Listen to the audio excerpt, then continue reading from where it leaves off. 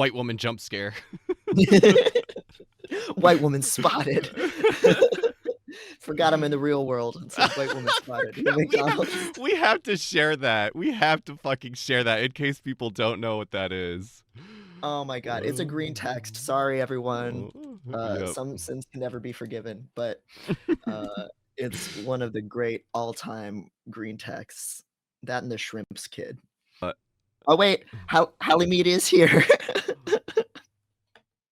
Oh shit! Hi. Oh. Oh, we were just talking about you, Halimede. We're so excited. Yeah, we're excited to have you here. We're very excited to have you here.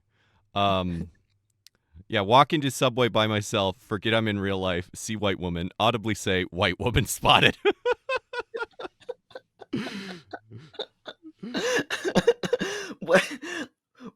Where was he saying that normally?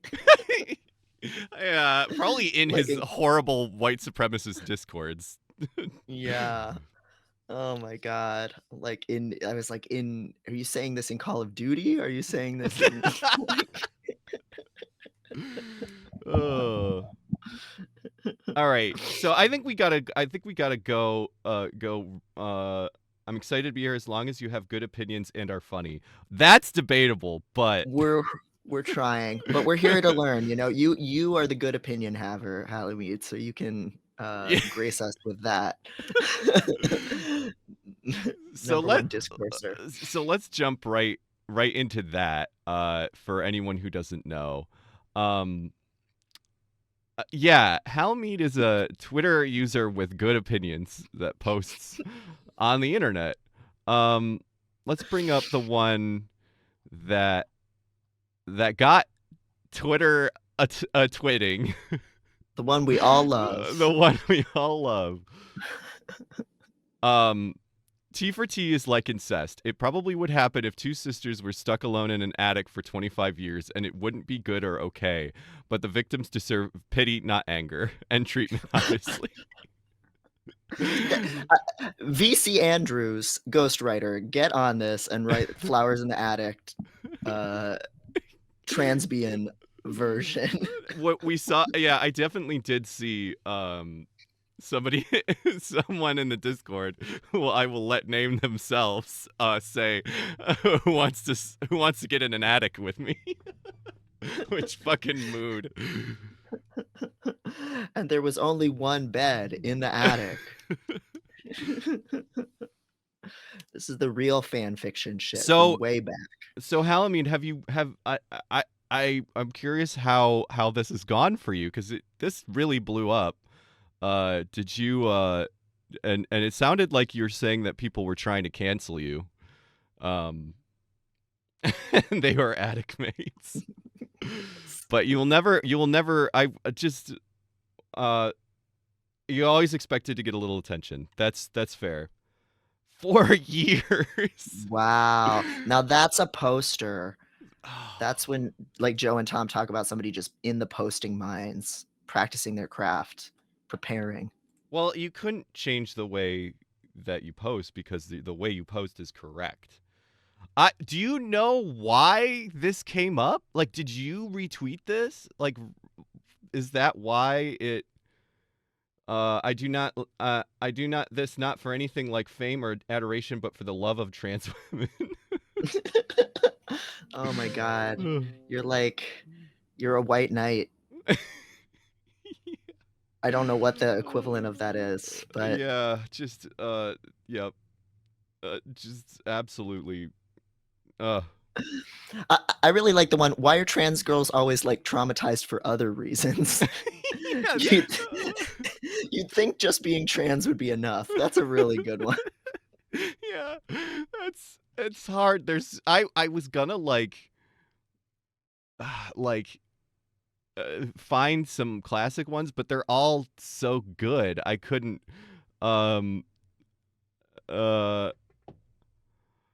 I really like the post that said you shouldn't call trans men are not you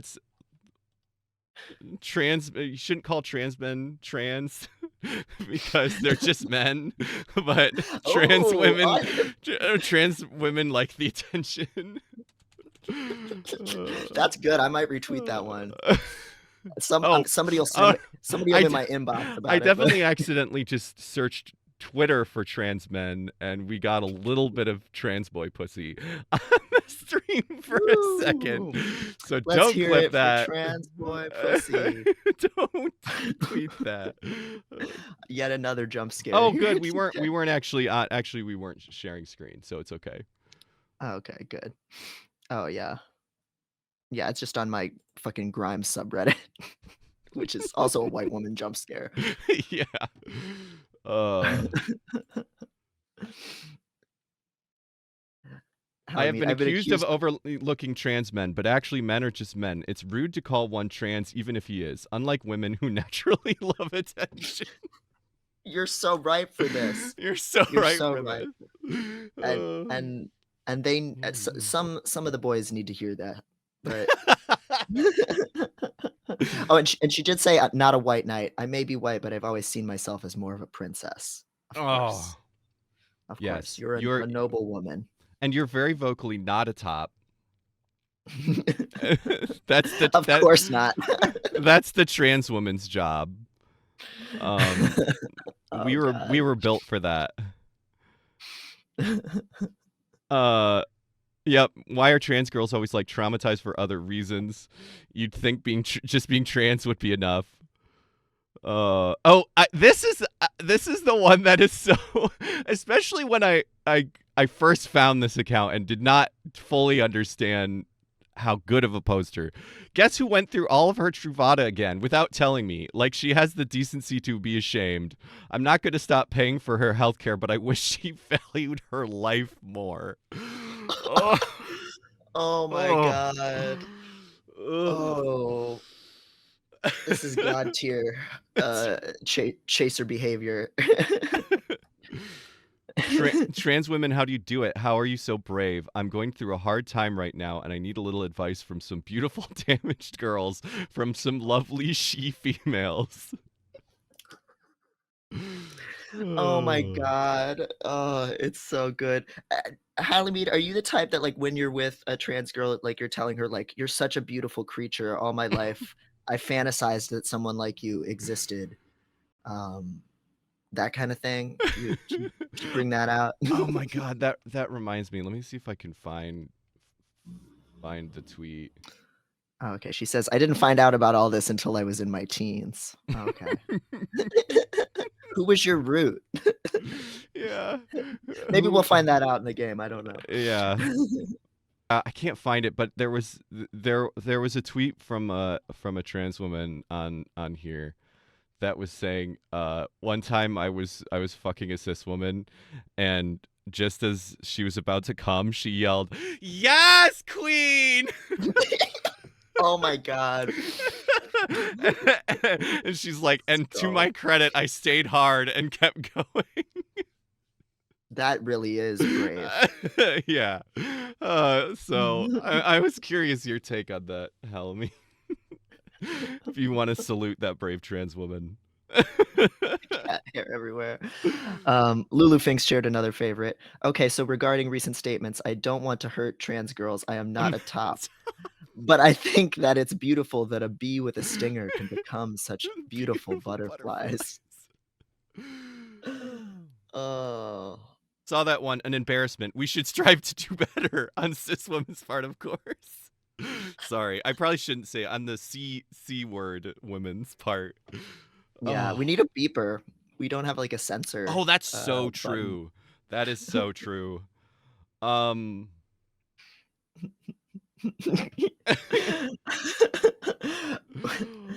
oh, KPK, we're being joined by a live oracle, the yes, only respecter of trans women in the game, honestly. you would not say this. Oh God. Oh my lord. Halimede, have you seen the famous Anna Valen's uh, pussy carousel tweet? What? I haven't Do you heard know about this. that one? Oh my god, let me pull it up. It's been very deleted because Anna got super canceled for it because, you know, God forbid women do anything. The year is 2028. The young Soviets of America have emerged, run by groups of 12 to 14 trans women who all initiate breeding facilities where we high five each other while spit roasting cis women. We call it the wet pussy carousel, now with less respectability politics. God forbid. God forbid women do anything. So, I'm curious your thoughts on that vision of the future, Halimede. If you want to be on the wet pussy carousel.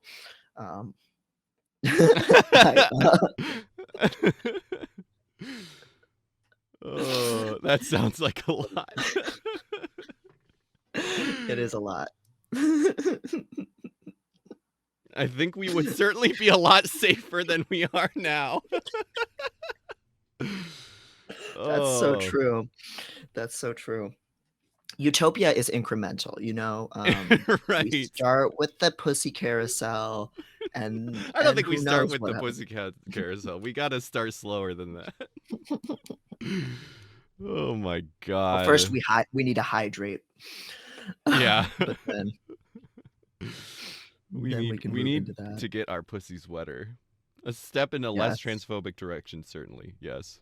She loves your little hands, although if they were bigger, she would love those too. And your small HRT tits. She loves you for your size 10 women's and boxy frame. Do not mistake anything for this feeling. You are beautiful as you are meant to be.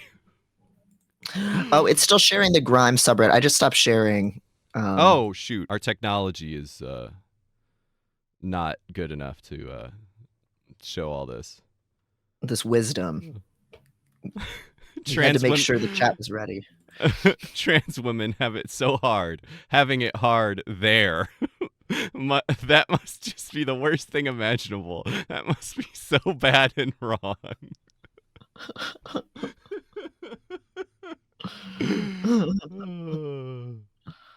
Oh my god. So you've been doing this for 4 years. Yeah. Really good.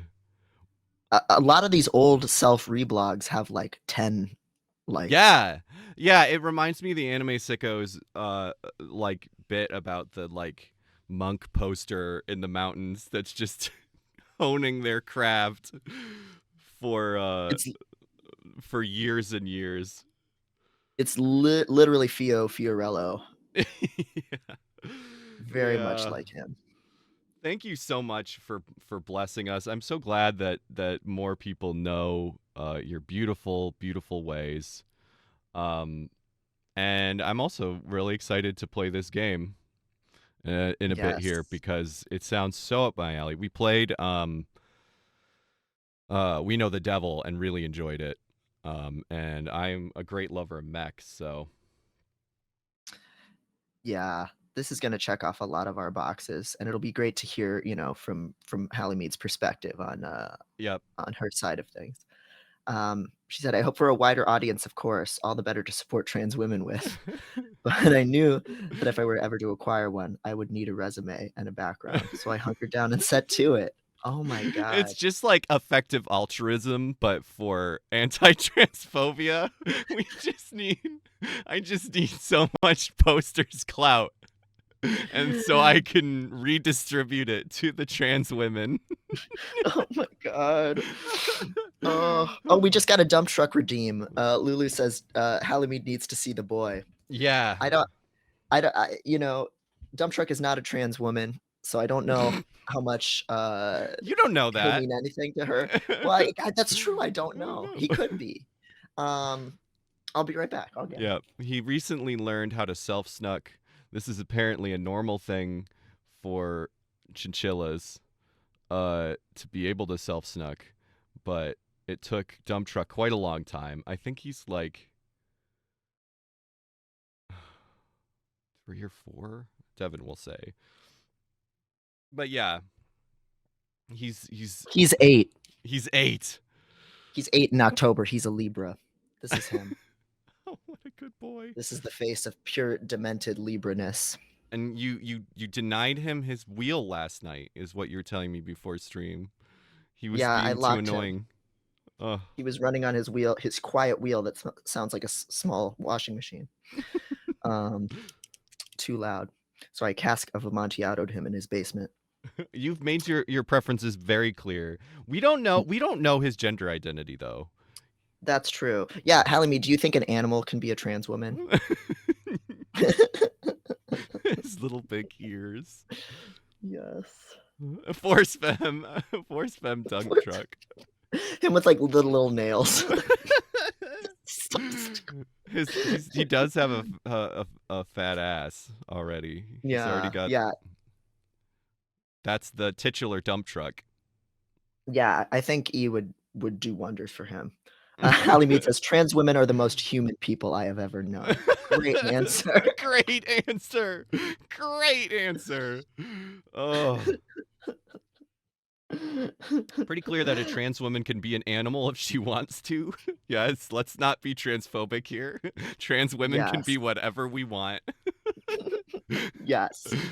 In that direction, absolutely. A trans woman can be an animal. I don't know if an animal can be a trans woman. Well, yeah. God, Halimede, you're such a woman respecter. It's crazy. It's really important. It's really important. Are you on Tumblr? You should be on Tumblr. Oh, there's some girls I could set you up with on Tumblr, Halimede. I have one in particular that if you're down to being in a polycule, I think I know a girl who would just love your whole outlook on life. Was that the friend that you were gonna bring up today? Your Blorbo of the week? Oh, the horse pussy? No. Okay. Let's talk briefly about that person, because you just sort of said this to me, and I don't know. You said that you had a friend that you needed to oh shoot. Oh, He's my been God. Dump Truck has been so small this whole time. I'm sorry, chat. Oh yeah. Hold on, it's hard to type with one hand, the horse pussy.tumblr. Here, I can bring it up. I'll bring it up. I thought it was the horse pussy with 2 T's, but that's not working. Let's see. Wait, horse pussy with 2 T's? Where are the T's? Or I'm sorry. I thought it was the horse pussy with 2 E's, but that's not coming up right now. Hold on, let me see. Let me horse pussy. Okay, I think I got it. Horse pussy galore. He wants to hear all the sounds so loudly. He does. He listens like a lot of music. He hears all of our shows, and he judges us for every single one of them. Yeah. I hope this is the actual person. Blogging a dead horse pussy is what it says. So this guy, so first of all, Halimede, I'm sorry to this is the guy, to put a man in your presence. I hate that. You shouldn't have to do that. But longtime fans of the show, or 2-week fans of the show, will know my obsession with Context Machine, the late great poster who became bisexual from COVID and then died in real life. And cured his autism also. With long COVID, which was probably some kind of brain problem related to his death. But since then, I've been casting about looking for another kind of strange old man that I can look up to. And that is when my friend Charlie introduced me to longtime Tumblr poster, The Horse Pussy. Yeah. Hello. Question: is your name The Horse Pussy or E Horse Pussy, like E girl but a horse? This is very important. I have to know. The Horse Pussy because it sounds fancy or biblical or some shit. And that's his actual face. Saint Horse Puss. Halimede says, I'm not a man hater. Men are fine or not fine on an individual basis. I can see a man. I am strong enough to not be hurt by this. Oh, thank you so much. That's as it should be. We should all be so strong. Yes, let's all be so strong together as we look at this man. Phantom of the Paradise, which is an amazing movie. Very good shit. Uh, Goth era HP. Can you see this, Devon, by the way? yes, I can. Okay, good. Yeah. So tell us about this man. I'm trying to pull up some of my favorite posts of his that I've already reblogged since discovering him 2 days ago. He's gay, so that's different versus context having been. He's like non-evil context machine or something. Like he's a man of the people. He's a working class hero. I saw a little bit of this sausage, and I didn't scroll down stream because I was a little afraid. But no, that's just a tattooed sausage. That Yeah, this is a really good one. I missed the low-res camera clipped to the top of my laptop. These are the kinds of pics I'd use to score dope and dick dates on Craigslist. Wouldn't you jump at the chance to party with me? That's such a good picture. Oh my god, I want us to do a show using that camera.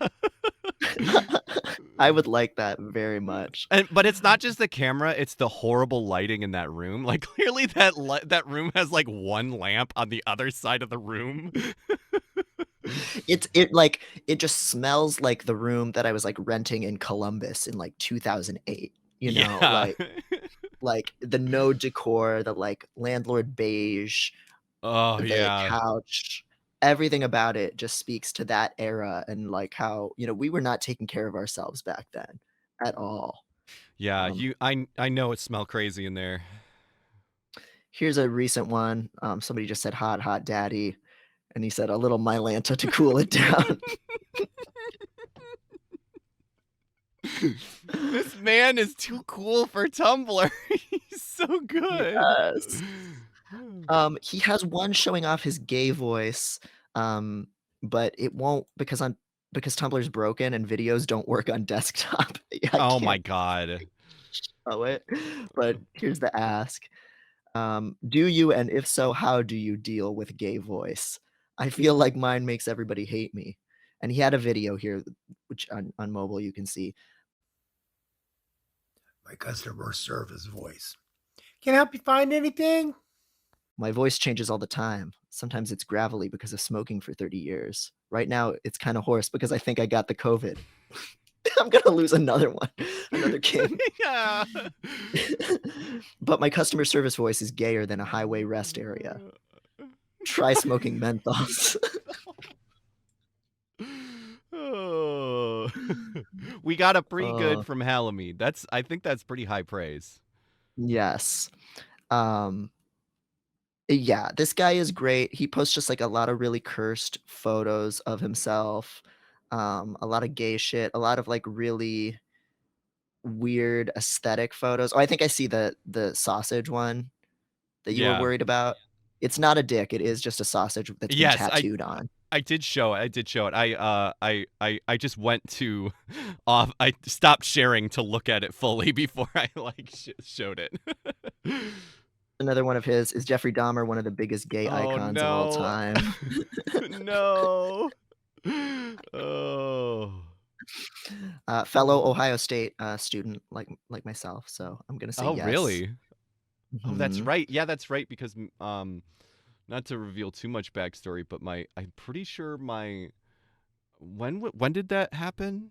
I'm pretty sure my Megan's parents were going to school there when it happened. Because wasn't it like the 80s or the 90s? 70s? Oh, it was the 70s? Yeah, like late.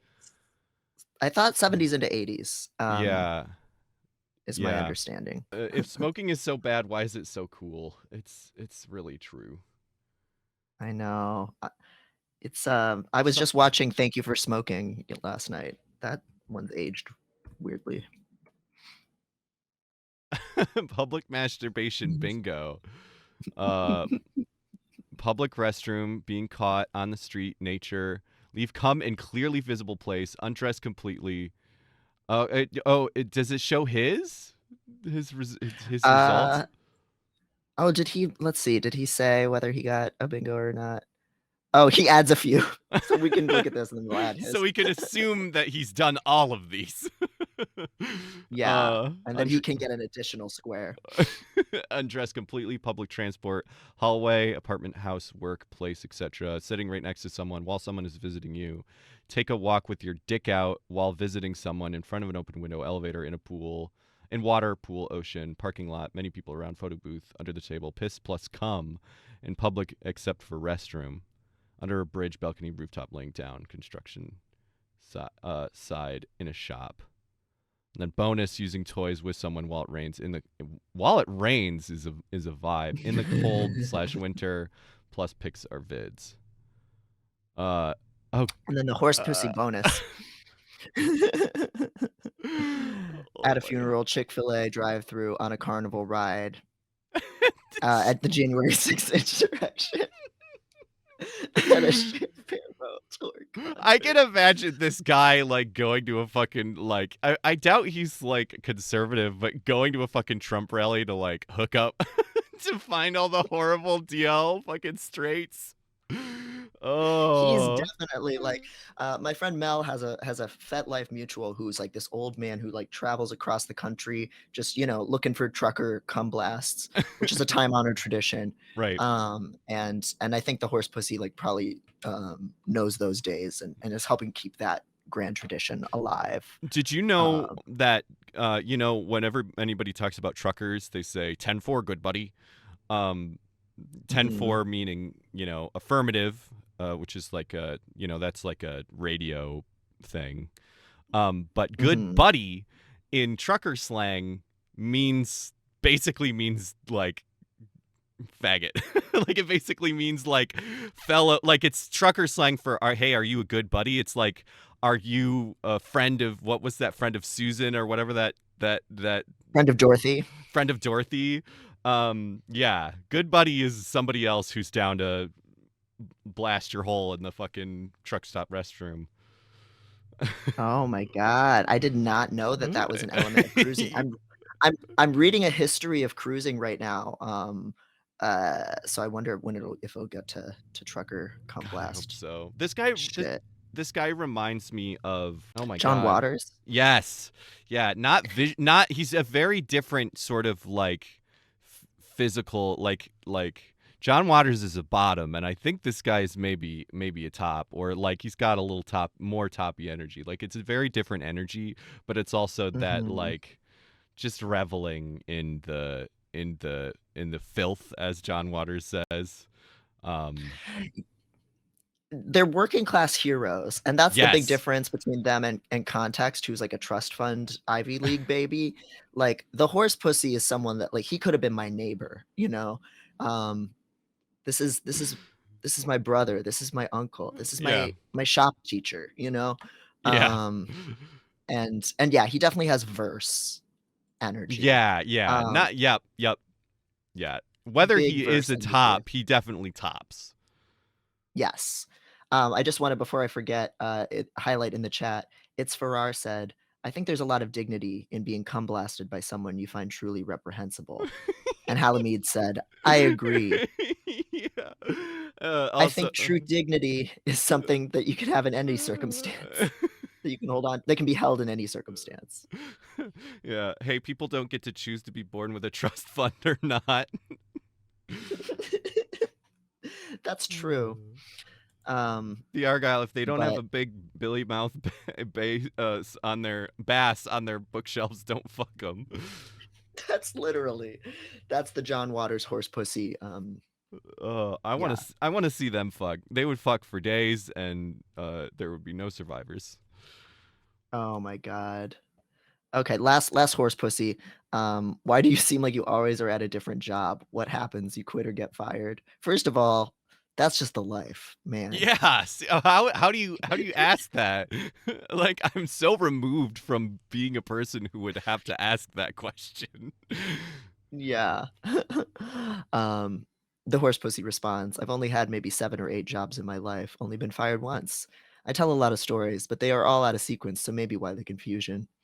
I used to work part-time at Target because I needed a part-time job to qualify for Medicaid. Now I'm getting booted off because I have a real job and have to pay for insurance."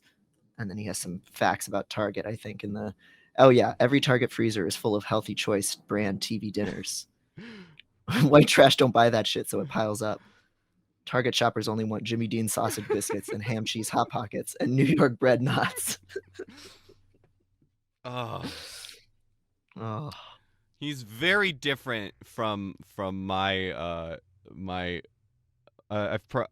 Meyer dairy section stalker hookup that I met him because I was a fucking had no life style. And so I always shopped at night at Meyer because that's when I was alive. And he's the guy that he always had I think his Eye of Horus, the fucking Egyptian symbol, fucking drawn on with eyeliner on, and he would always he was of chasers. He was one of them, and he had like a harem of trans women, I think. And his name. But this was the guy who treated you right? Like he was. Oh yeah. That's right, because I talked about him when we had the other Devon Price on, because he had HIV. He was HIV positive, but was I really appreciated how he like brought it up and like how he talked to me about it. But oh yeah, there's another Dr. Devon Price, who is also a social psychologist, right? Psychologist, yeah, and she's a sexual health researcher, and we had her on an earlier episode, so that's on YouTube if you want to see. And we're besties now. I was just texting her this morning, so yeah. Purely because she used to get some of my emails. That's how we know each other.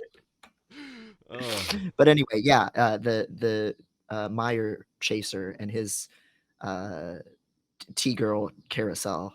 Yeah. There's just a lot of beautiful people in the world. He definitely came to mind when I was looking at the horse pussy as well. But it was like the horse pussy is gay, so he's not really a chaser, but like he has that kind of like chaser, like he's just down. Yeah. Glad he's out there. You're gonna glad he's that guy also, to add to it, also was what's the word I'm looking, otherkin. He literally in all ways but physical identified as a wolf. Made really good growling noises. I know that did go crazy. It did. It really did. Oh. All right. God.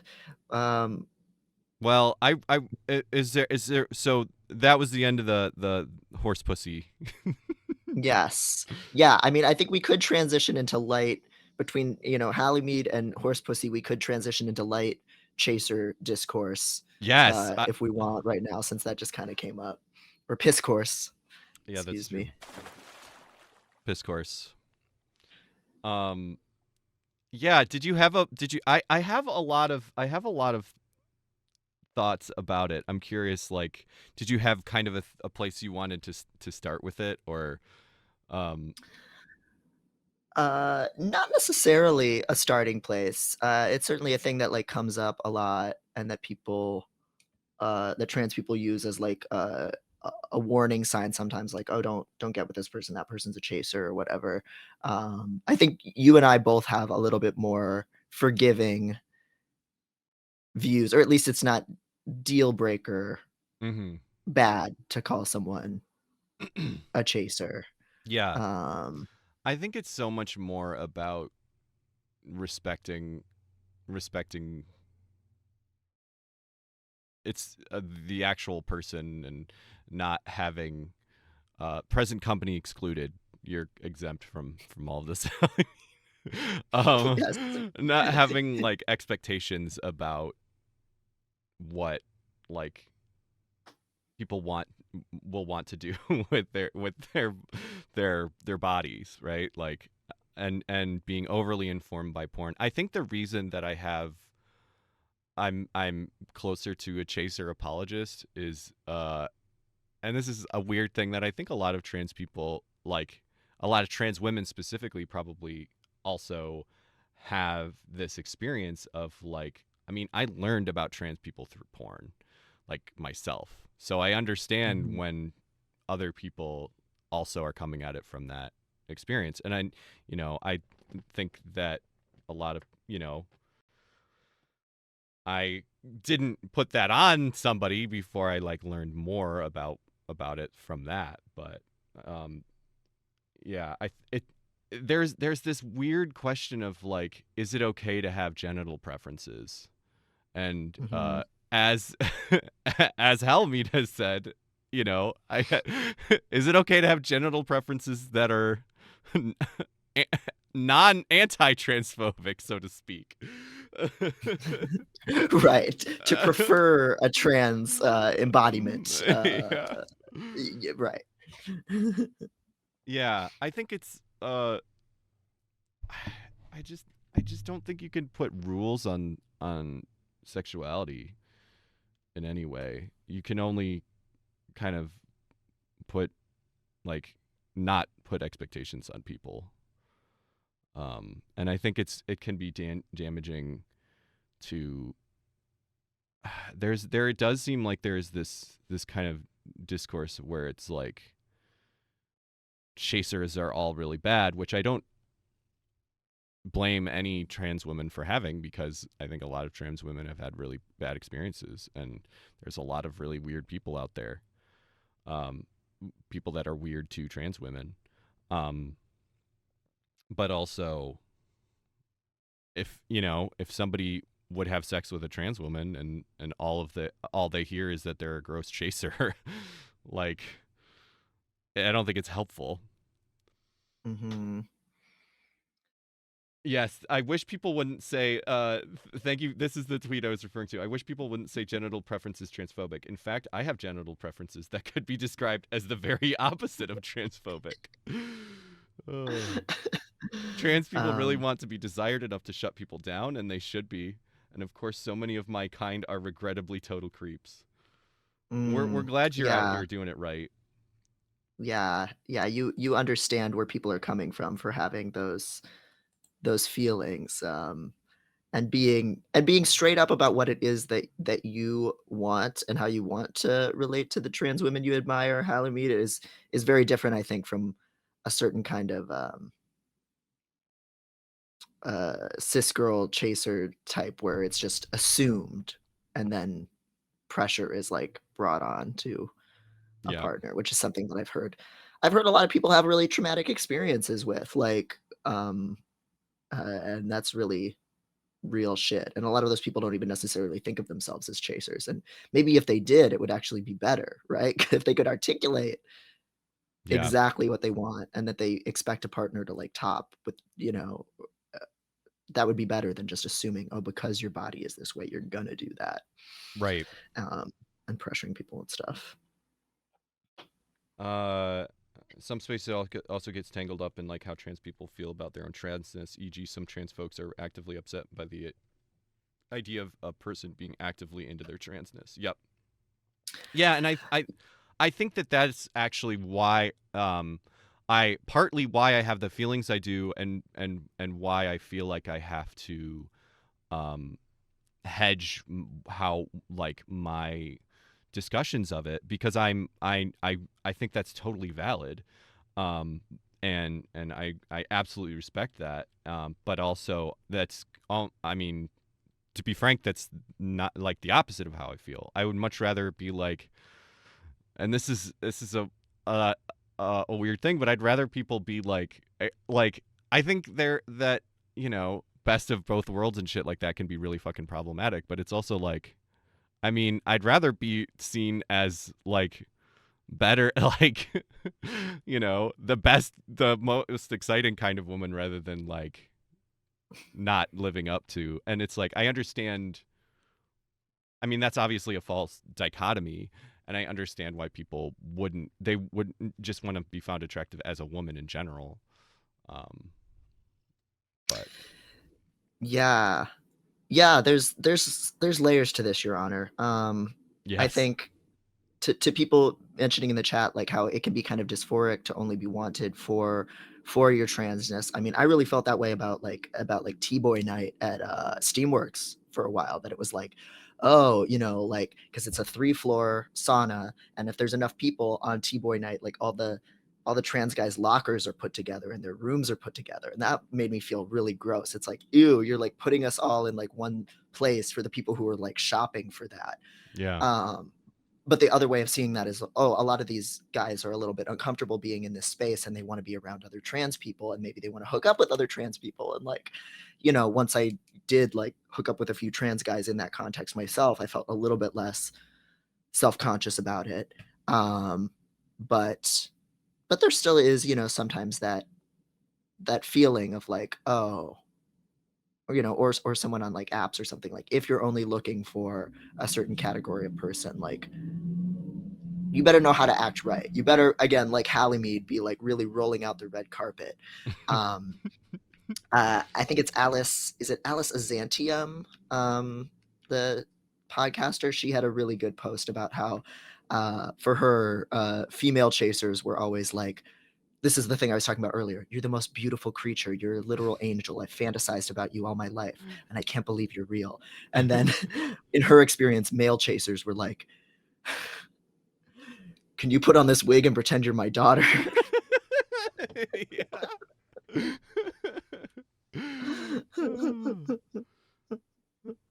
I think about Julia Serrano's justification a lot. I paused for a second to consider the question. Then I replied that it is almost always their eyes. When I look into them, I see both endless strength and inconsolable sadness.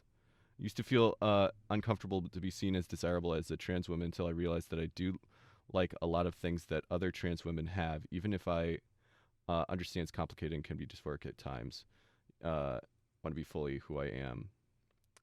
Idea of specific woman that will never live up to the circumstances, says Vitcher Link. Yeah. I think, to be completely honest, I think clockiness is hot as fuck. Mm-hmm. That's sort of a separate conversation, but yep. Clockiness is next to godliness. Yeah. Halimede, what do you think about trans men hooking up with each other? Is that also incest?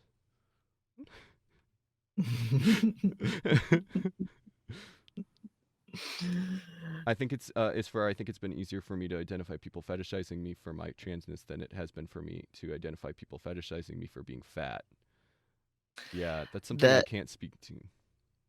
The parallels there, and Photo brought this up in the chat too, of and Photo kind of said in the chat that like in fat liberation spaces everybody hates chasers, but then in like BBW world, you know, chasers are like welcomed. And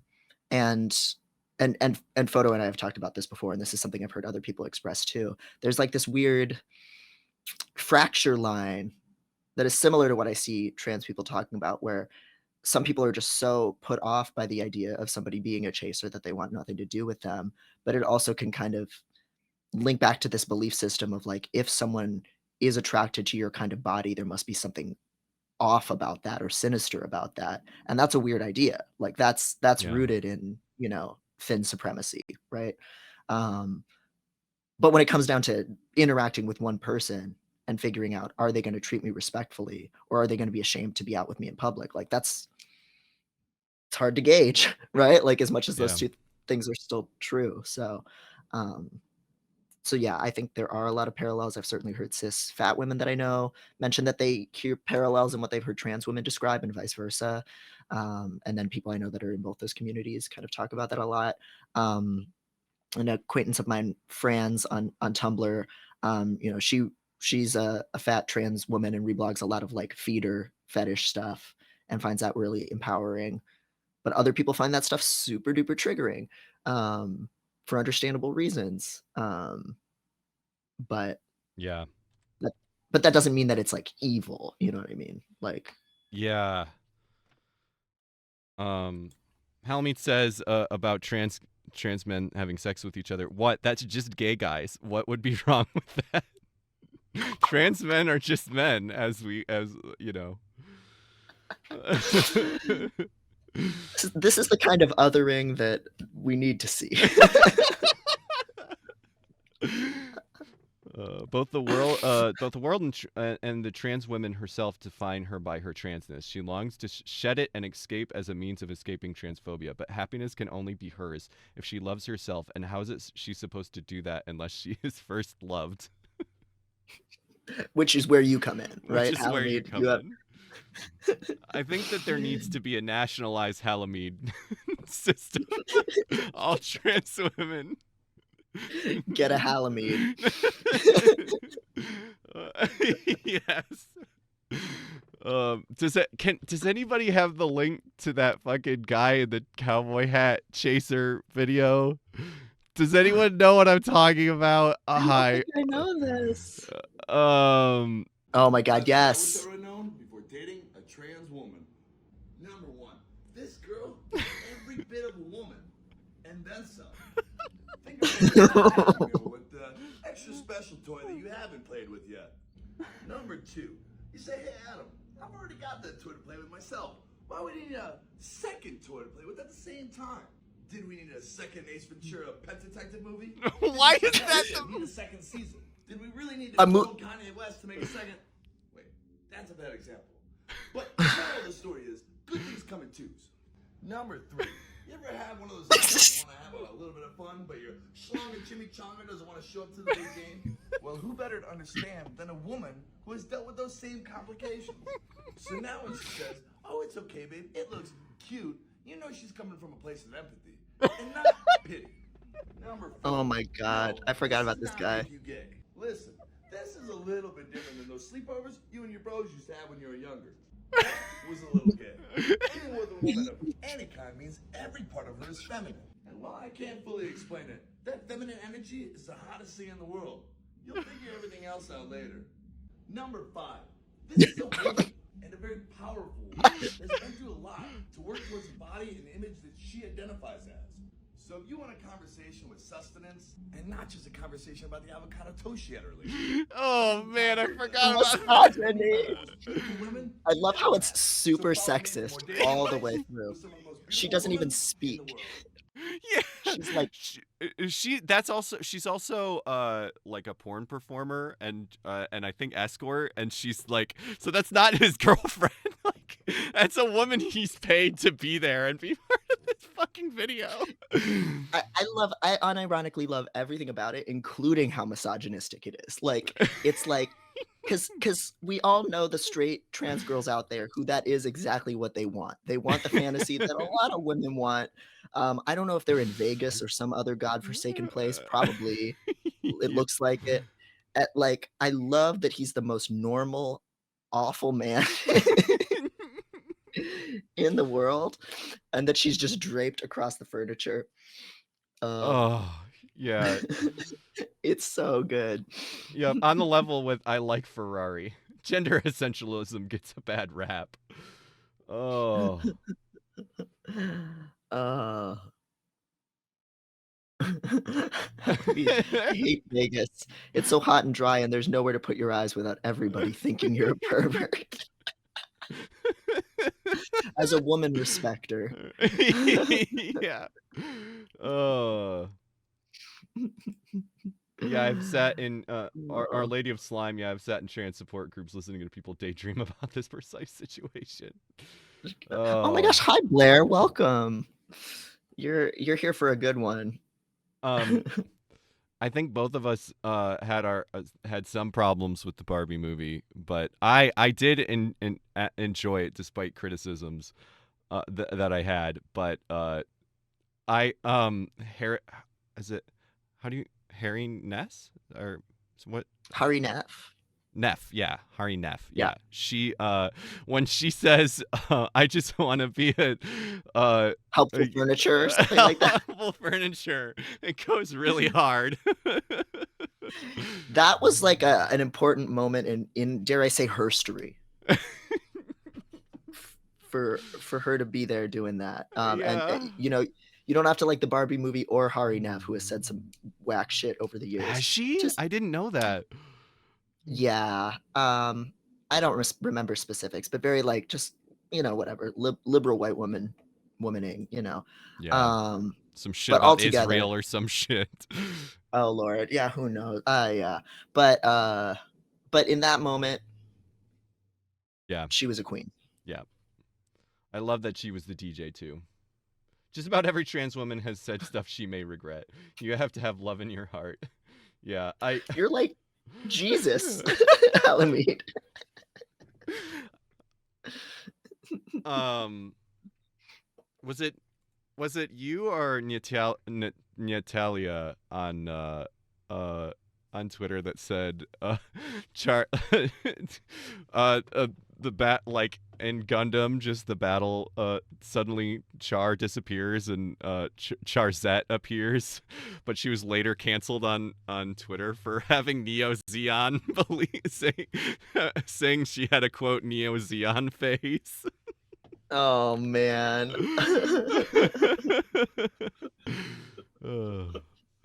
Not Jesus, no. And the trolls are finally coming for me. But it's okay. Every troll who pillories and crucifies me and my good name is leaving a transgender girl alone. I would gladly die like Christ or the Virgin Mary to protect our most vulnerable. Oh. That's amazing. Oh. Oh. And you know, yeah, that's true. Even like the trans girls that have come for you, Halimede, for the T for T incest remark, like you've been very compassionate and you've said they've just lost their way. Yeah. But we should be compassionate toward that. So so that's beautiful. Almir's last spring I met and for the first time hooked up with a trans guy while I was traveling in Asia. I really liked him a lot. I found him painfully hot and really enjoyed sex with him, and now I find myself thinking I'd like to meet more people like him. Does it make me a chaser or just desperate romantic lol? I'm a butch non-binary dyke, by the way. I don't think This is a great question. I think there is also something to be said for sometimes you are down bad for someone or you develop a crush for someone and that opens up whole new portals of types of people you're attracted to. You know what I mean? And that doesn't necessarily mean like identity. It could mean all kinds of different things, you know? Yeah. And you know, I'll tell you there's plenty of trans guys you might hook up with who are not nice. Yeah. Or hot. You know. So that's no guarantee. But if you're feeling like, you know, just more open to that possibility, I don't think that's chasery. You know? Yeah. I think that I mean, it depends on how you define it, but like if we want to define chaser as necessarily a bad thing, I think that the way I would define it is like like it doesn't have to do with the attraction. It just has to do with like disrespecting people, expecting people to perform things in a certain way based on like their body and not like, you know, asking for that. And that's not even like wanting, has nothing to do with wanting that. That has like the like only accepting that or, you know, prescribing that, right? Yeah, and that reminds me of something that I almost forgot bringing up is like there are people who are chasers in the sense of I've identified that this is a vulnerable group of people who are going to hold me to a lower standard than if I were to date cis people. Yeah. Or like it's not even that they're actually seeking out trans people because there's plenty of trans people who won't put up with that, but like I'm seeking people who are early in their transition and are unsure of themselves, uncomfortable in their bodies, you know, like that's a group that I can kind of push the boundaries of. Like that's a type of person. Or like that's a pattern people get into. And that's related to, sorry, go ahead. What was that tweet that went I swear I've seen it multiple times where it was like and kind of went viral every time where it was like, yeah, in order to sleep with a trans woman, it's easy. All you have to do is like ask her about Bionicle or whatever, and then she'll have sex, and you praise her once, and she'll have sex with you or whatever. And it's like that shit does like even though I'm pretty sure it was even probably a trans woman that said that, it's still like, I mean, yes, we can make fun of that, but like also let's not take that seriously. Like let's not let that irony seep into sincerity because Yeah, because yikes, it's like that that Hank Green like Geek Girls are the number one untapped resource video that he Yes. made many Yeah. years ago. Yeah. You know, not trying to cancel him and make his Tumblr post say that he loves the taste of balls all over again, because he's already served his time for that offense. But yeah, that idea. Did you hear that what is that Ready Player One, in the Ready Player One sequel, how he talks about trans people? No. I can see if I can find a quote, but it's something like, there is a trans person that comes up in the story, and he literally is like, yeah, I know about I've watched enough porn to know about trans women or trans people. Knowing the register that shit is written in, it makes sense. Can we also say weird autism rep in that first movie too? The like creator of the world is like so autism coded. Yeah, I've read some of the book. Megan read all of it, and we talked a lot about it because I tried to read it and couldn't. I just couldn't. I'm sorry, gang. I just couldn't. But yeah, he's definitely supposed to be autistic, and it almost feels like the writer is like, because it's just like, yeah, it's a very strange thing. Oh, it's for our. Thank you for the correction. Hank Green is the cool bisexual one, who I think his cancer's in remission. So cheers for that. John is the painfully cringe one who likes the taste of cock. Yeah, that's my bad. Oh. John is the one who said that Geek Girls are a resource. See, Thank I you. know about the two of them, and I can tell them apart, but I don't know their lore well enough to be able to remember which one is which. Yes. Okay. Actually, Halimede, God, if you just want to die, look up Ernest Cline's The Ready Player One guys, Nerd Girls. Yes, that's actually kind of what got me on it. Or what made me think of it is a poem about porn. Okay, I might have to bring that up. I did want to say, though, of course, if you're a Gundam fan, it may interest you to know that the concept for the girl who eventually became me was originally Garma.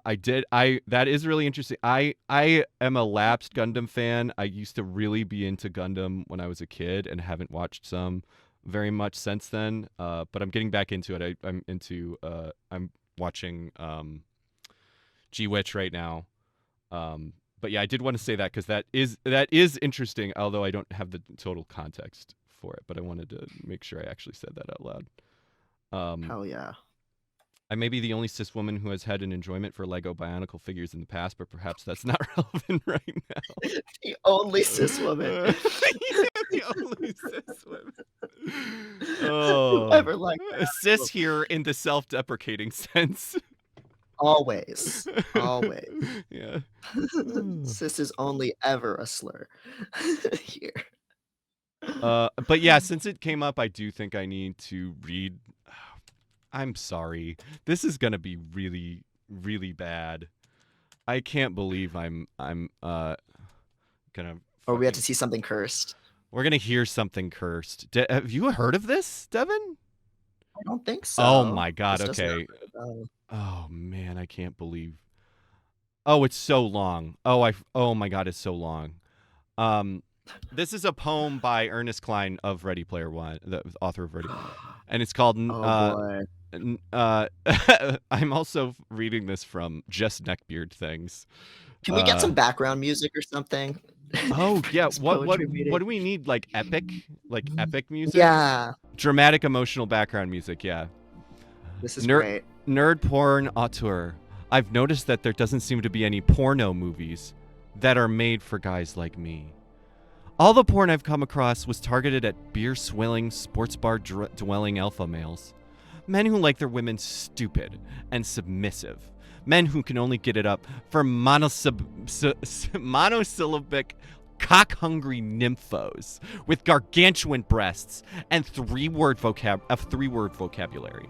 Adult films are populated with these collagen-injected, liposuctioned women, many of whom have resorted to surgery and self-mutilation in an attempt to look the way they have been told to look. These aren't real women, they're objects. And these movies aren't erotic, they're pathetic. These vacuum-headed fuck bunnies don't turn me on. They disgust me. And it's not that I'm against pornography. I mean, I'm a guy, and guys need porn. Fact. Like a preacher needs pain. Like a needle needs a vein. Guys need porn.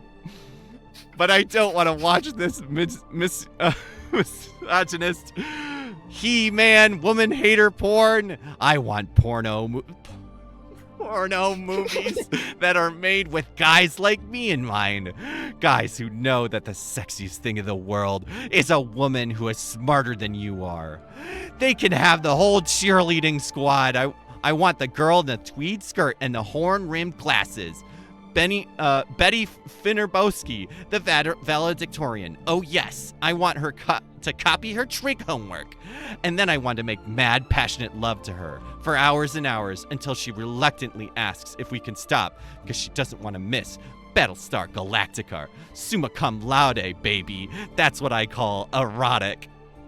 I'm like halfway through. God. Oh my god. And it's just like more nerdy girl fantasies, right? I do remember this now. I'm not just talking about straight porn. Oh no, there should be fuck films for my nerd brethren of all sexual orientations. Gay nerd porn flicks with titles like Dungeons and Drag Queens. Oh my god. It doesn't matter if you think you're overweight or unattractive. It doesn't matter if you don't think you're beautiful. You are beautiful. And I will make you a star. Oh. It's so Josh Whedon-pilled. It's so bimbo-phobic. It's awful. Lulu thinks as Dungeons and Drag Queens Dimension 20 reference. No, the fucked up thing is I think this was first. So I think technically the Dimension 20 show references this poem. Oh my god, they owe him royalties. Yeah. This post is from Jesus. 6 years ago, and I'm pretty sure that show came out like last year, like this past year or something. The thing that bothers me about this kind of stuff always is like, what are you bringing to the table? What are you giving to this woman? Why would she want to be with you? Like a stupider, not like athletic. Yeah. Where are you deriving any like regard in yourself in any of this? Like that goes. I need to lie down.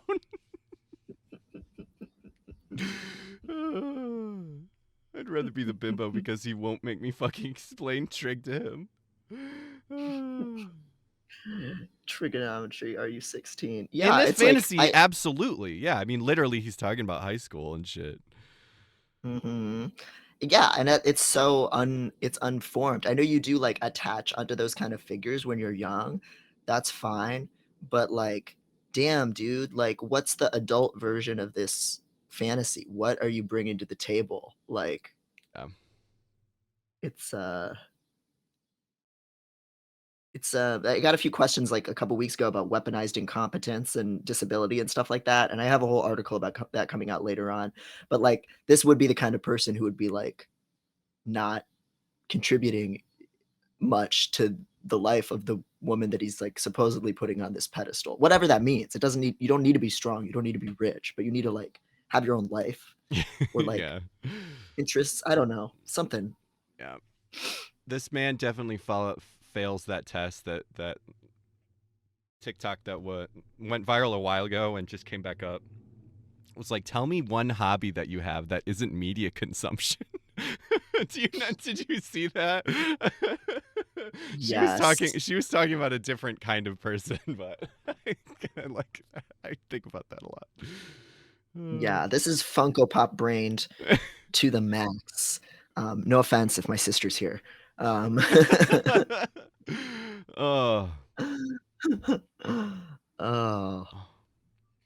So many women are objects, and that fucking thing too. The like, I'm not a sexist. I hate these bimbo object fuck toy idiots. He says they aren't real women. They're objects, which is like, that's you doing that. You're the one that's objectifying them. Like, it's awful. Yeah. Anyway, I think we need to I'm very excited to get into this game. So we need to we need to finish out this last piece of business before we can play this game, and that's a really oh, thank you. Hydration, thank you.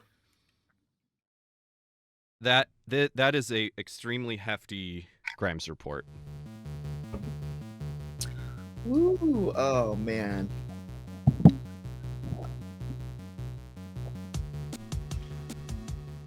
Oh my god, you guys. Oh, this is a huge one.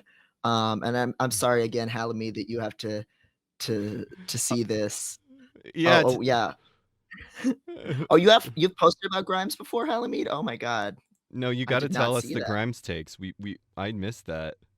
We are Devon is a longtime Grimes stan who watched this whole thing envelop, and and this is the mostly I have tuned my Twitter fucking algorithm, so now I always see this shit. But I think I found it. I found Halimede's take. Despite hating space exploration, I have a lot of empathy for Elon Musk. I can relate. He had the most beautiful transgender girlfriend. She left him for some traitor. That's right. That's right. Oh. And my friend Cosima is in the replies like, I think you're a little confused, dog. And Halimede's like, no. I know exactly what I'm talking about.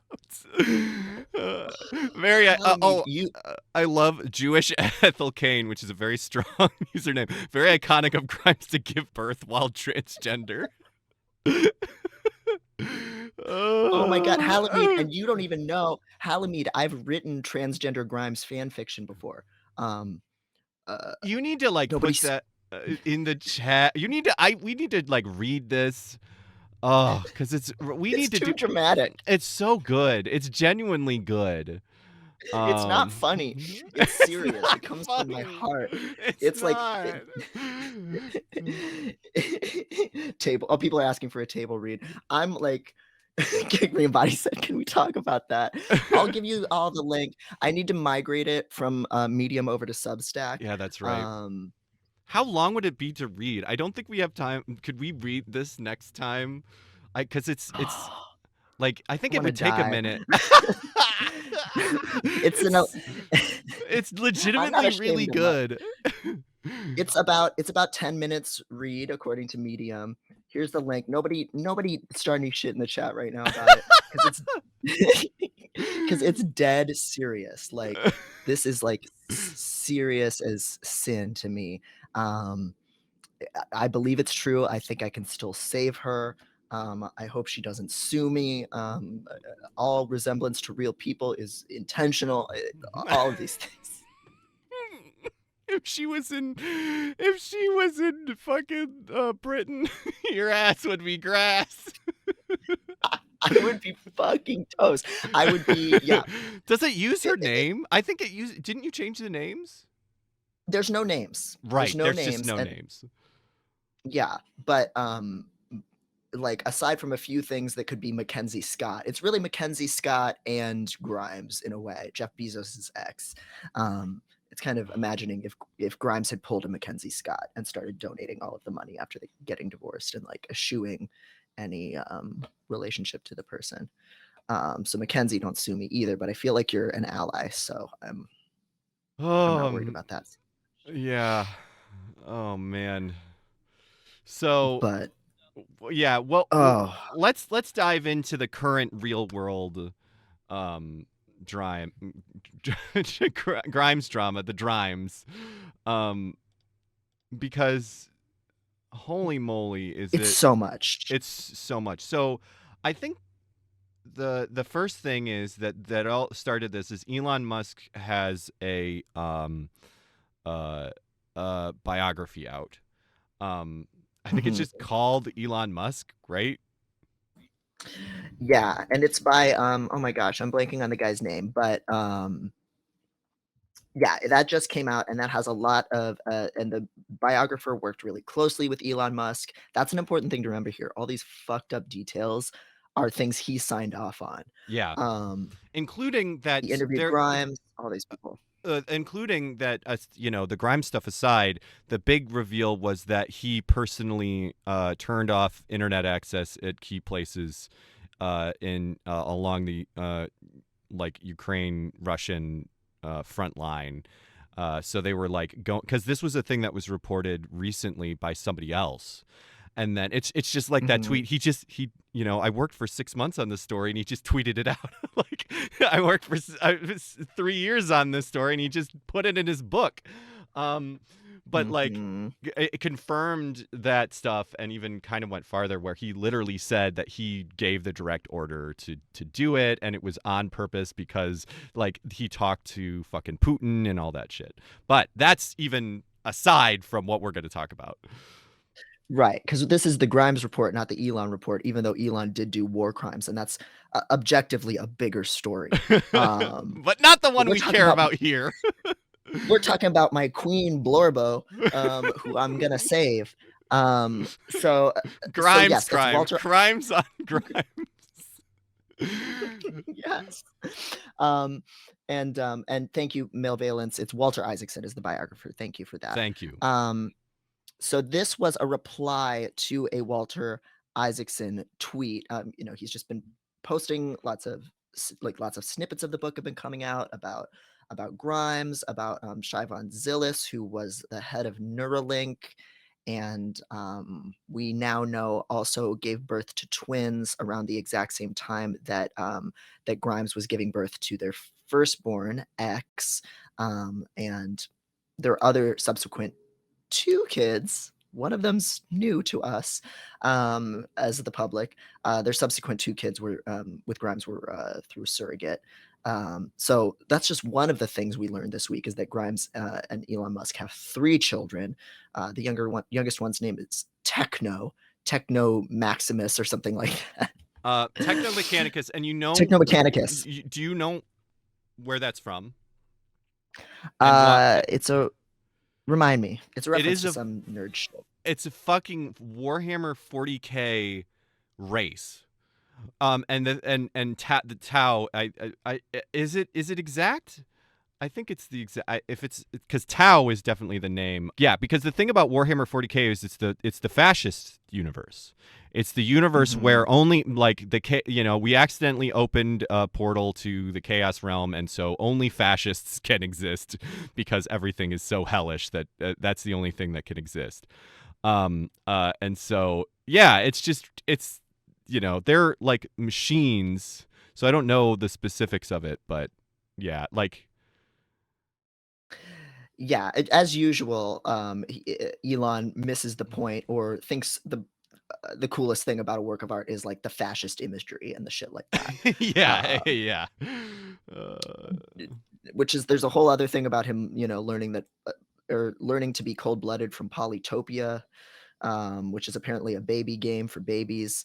But that's a whole other. We could go on and on. But we really could. But here was the first big bombshell that happened in the past week, and then I'll rewind because there's a little bit of prior context. But as Walter Isaacson is posting about the book and about Elon's twins that he has with Shivon Zillis, Grimes pops in with this tweet. That handle right there, Fade H, that's actually her alt. This has been known for a really long time. She has a private alt that's Fade H on Twitter, where she follows a lot of like weird fascist people and lots of like We Hunted the Mammoth, Return rationalist Aurelius kind of shit like that. Beef jerky boys. So we've known about all that. Raw meat. They're past beef jerky. That's true.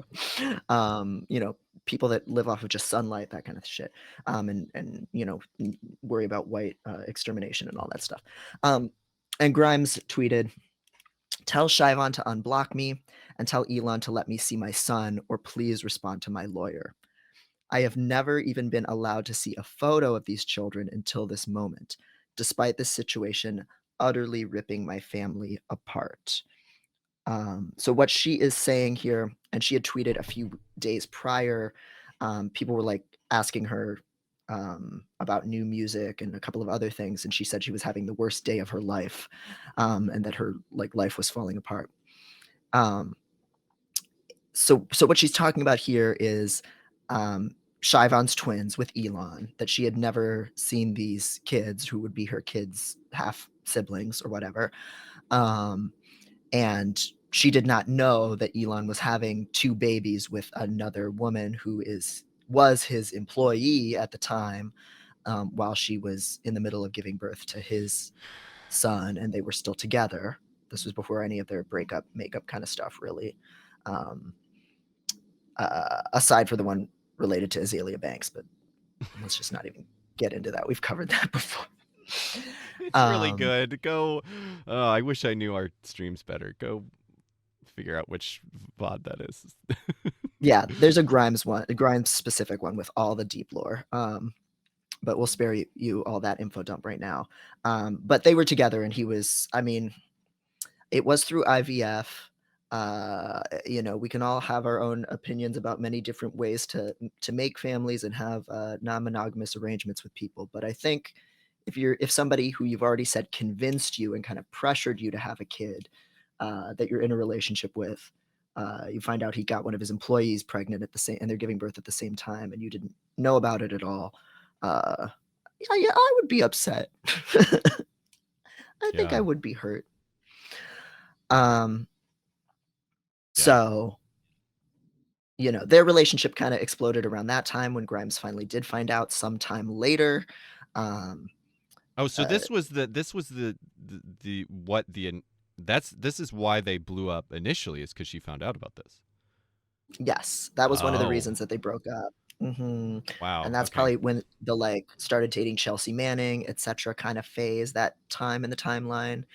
But they've been on again, off again.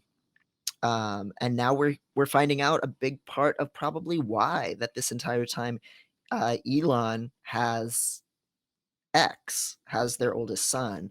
And he does parade X around at a lot of Tesla and various other events and travels with him.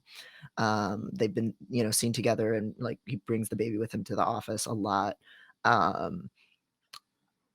Apparently, Grimes does not have any control over when she gets to see her eldest son, and this has been kind of a legal battle.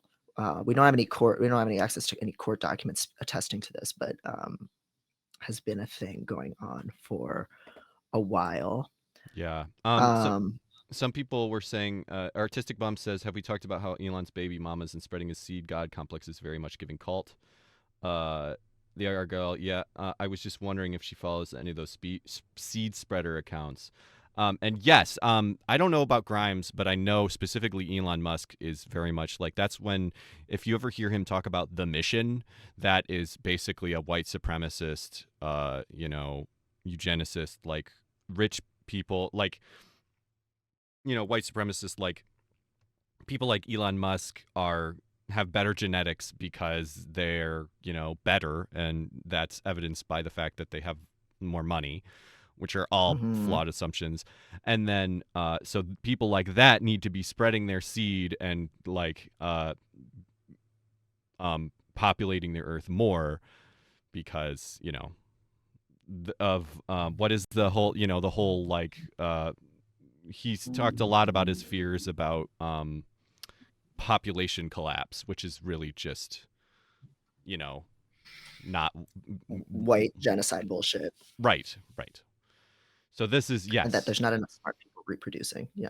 Right, which is all just white supremacy. So yes, it is cult. It is absolutely that. And from everything she said, she agrees with all that shit. Because we were talking about that last time when we were talking about, because there was the famous tweet about, he said pronouns are dumb or something, and she was like, you don't this isn't you, give me a doll.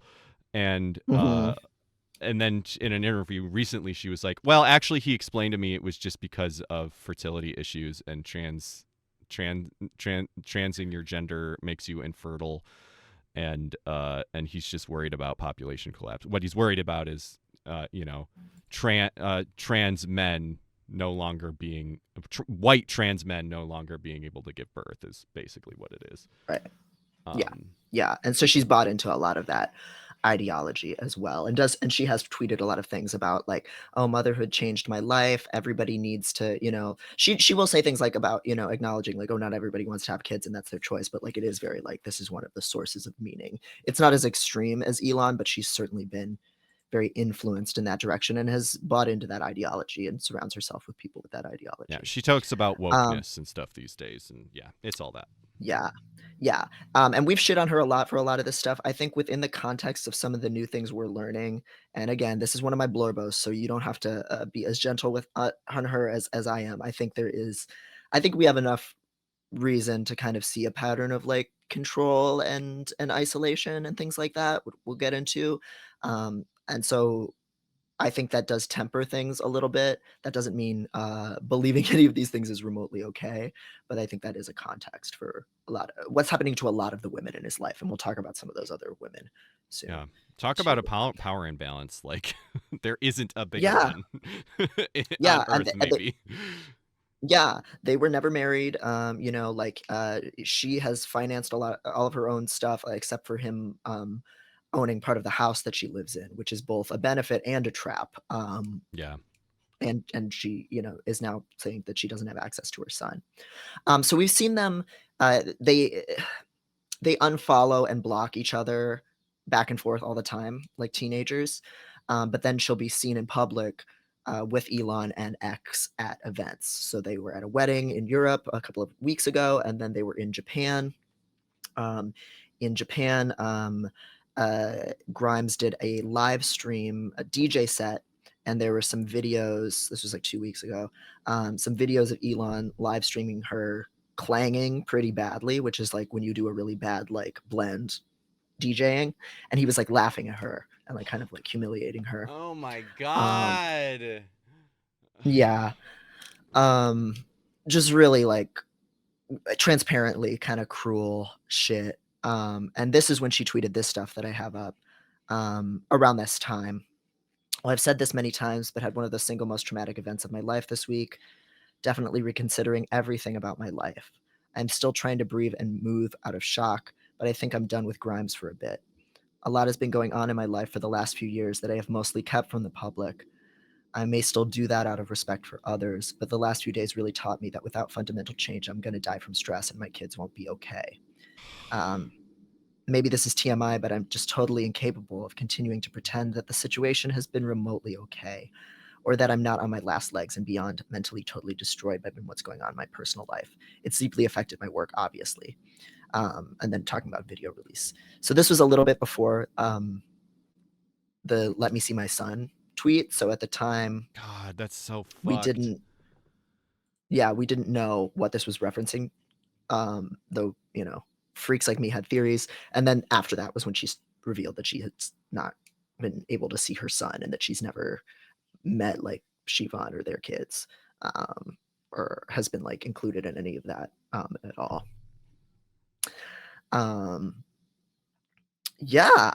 And to answer your question in the chat, Lulu, this is all before the debate, which was like last night or yesterday. Yeah, that's nuts. There was a fucking debate about what was it? What was the fucking was the sexual revolution a mistake? And Grimes was pro sexual revolution, and they won. So this happens, and then these are all deleted almost immediately. The tweet to Walter Isaacson about seeing her son is deleted almost immediately, and then both Grimes and Siobhan tweeted a apology to one another that is a little sussy, a little PR. Let me pull that up on the subreddit. Yeah, that tweet did not feel genuine. Oh, it looks like that's from Siobhan. They both tweeted like at the same time. Yeah. Right.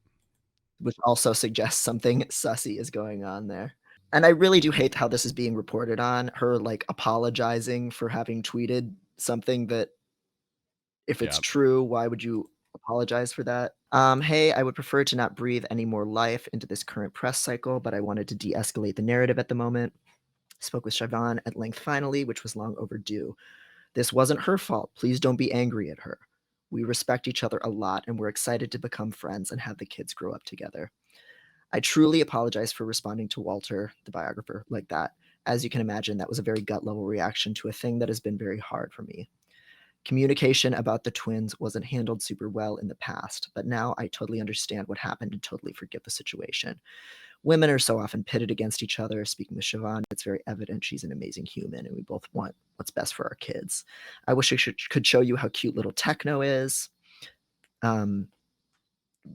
Basically, around this time, it was revealed they have a third kid, so that's kind of distracting from the whole issue in a big way. Yeah. Um, Yeah, I my was priority confused now because I thought I was like, wait, is the twins? Because she was talking about not being able to see the twins and not also being able to see her son. So I was getting confused. Like, wait, did they have twins? And that's the twin she was talking about. But yeah, I think my read on it is that like information about the third kid, Techno, was like leaked to just make it more confusing what kid she was talking about. Mhm. Or to just like further embarrass her and punish her because she didn't want any of those kids to be in the public eye. She has no, she's always censored X out of any post that she made, but then Elon would take X out in public and post pictures of him. She said Yeah. she wanted to raise her kids gender neutral, and the first thing Elon did the day that baby was born was tweet, "It's a boy." He also, we found out from the Isaacson book, that he tweeted pictures of Grimes mid C-section to her family without her consent. Jesus And she was Christ. really upset about that, though now she just talks about it as him being Asperger's and not understanding why Oh. she would be upset about that. And also, there's just little details throughout that are barely not even explored about how it wasn't until like a year into having kids that like they took a trip together to have Grimes's parents, her mom and stepdad, meet the baby. So, it's suggesting a little isolation because we know the mom doesn't like Elon Musk. She's tweeted very publicly about that. Yeah. Yeah. So, yeah. And I can show the Siobhan reply to, and so this is a reply from Siobhan to that main tweet. Here's the full Grimes tweet. At the end of the day, it all ended for the best. Thank you for taking the time to really connect and understand each other. So glad we had such a wonderful talk. Was insanely overdue. You're a total badass, and I respect you very much. Can't wait for kiddo playdate, and congrats on baby Tao. And Yeah. since then, Siobhan has been tweeting a lot of pictures of herself and Elon and the twins together, which really feels like, again, I'm not trying to blame any of the women involved here, but it feels like Elon Musk rubbing salt in the wound. Yeah. And especially with all of these like references to NDAs that she can't talk about, powerful people that she has in her life, like it feels like it definitely feels like, yeah, this is a situation that is being kind of puppeted by Elon, it feels like. And I think that's whether you forgive um Grimes for having some really reprehensible views, um, you know, is I don't think you need to forgive her, but it certainly seems like this is a pretty controlled and abusive situation. Mm-hmm. Yeah.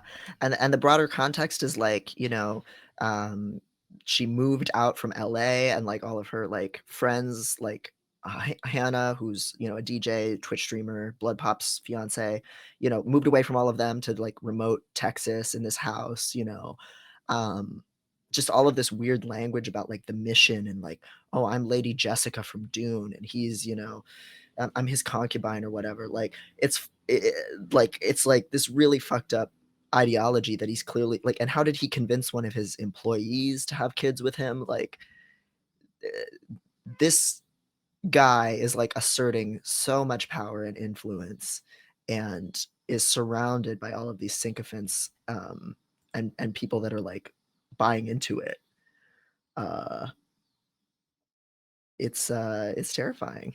Yeah, at least interesting to know more about this situation, and it um makes a lot It makes a lot of sense.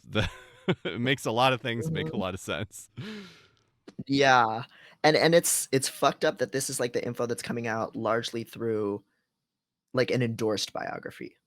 Like, uh, the other big thing that came out this week was, the public has already known this, but most, like, regular people who are not freaks like me didn't know this, but Amber Heard, who dated Elon Musk shortly after she left Johnny Depp, and right before Elon got with Grimes, her baby is also Elon Musk's baby.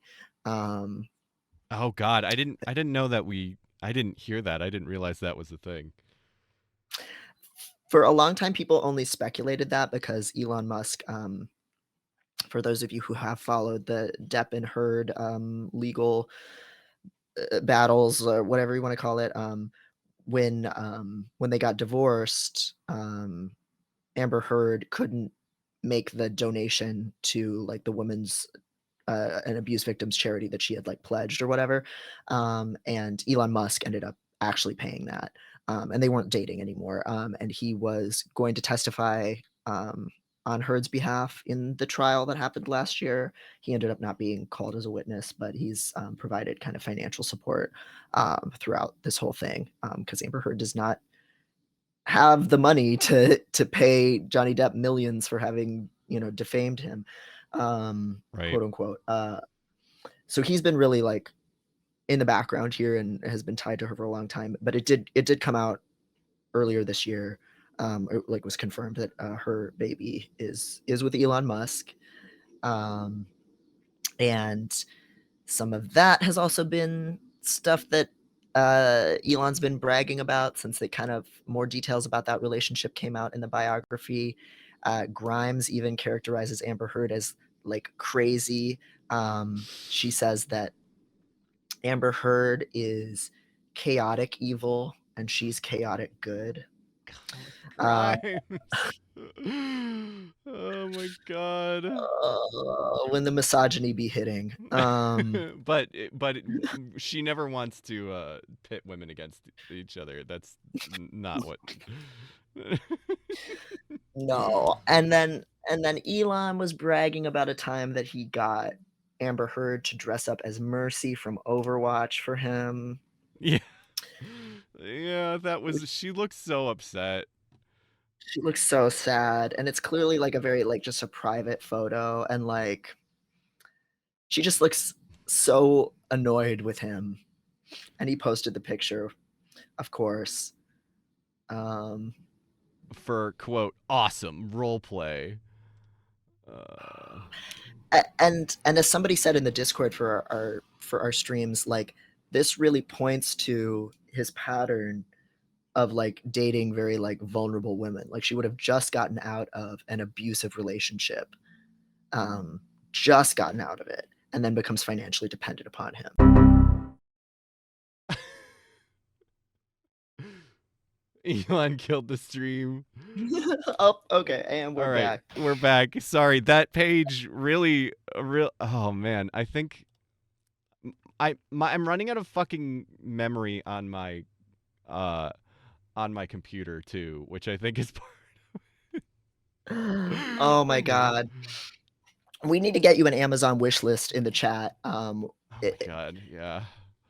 Actually, yeah, Halimede, if you have any rich T-girl admirer Yeah.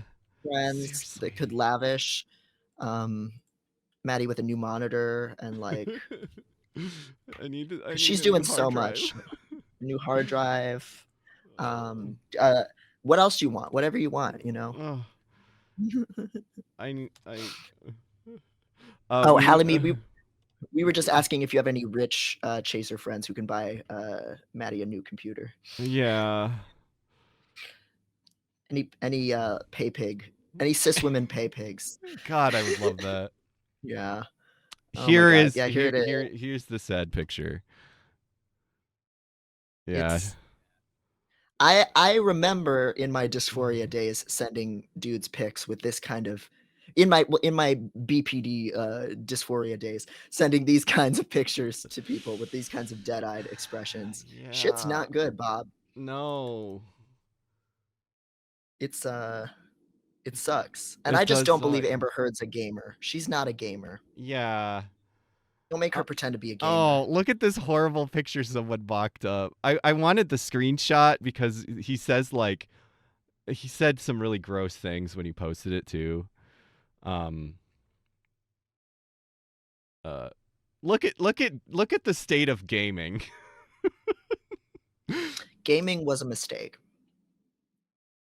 God. All right. Ugh.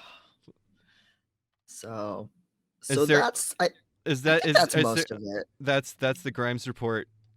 The Grimes report that literally killed our Twitch stream. Literally crashed OBS. Well, you know, when the Azalea Bank stuff was going on, she believed for a while that Elon was DDoS attacking her Bussy Boy soap website. And then it made her like, it turned her on.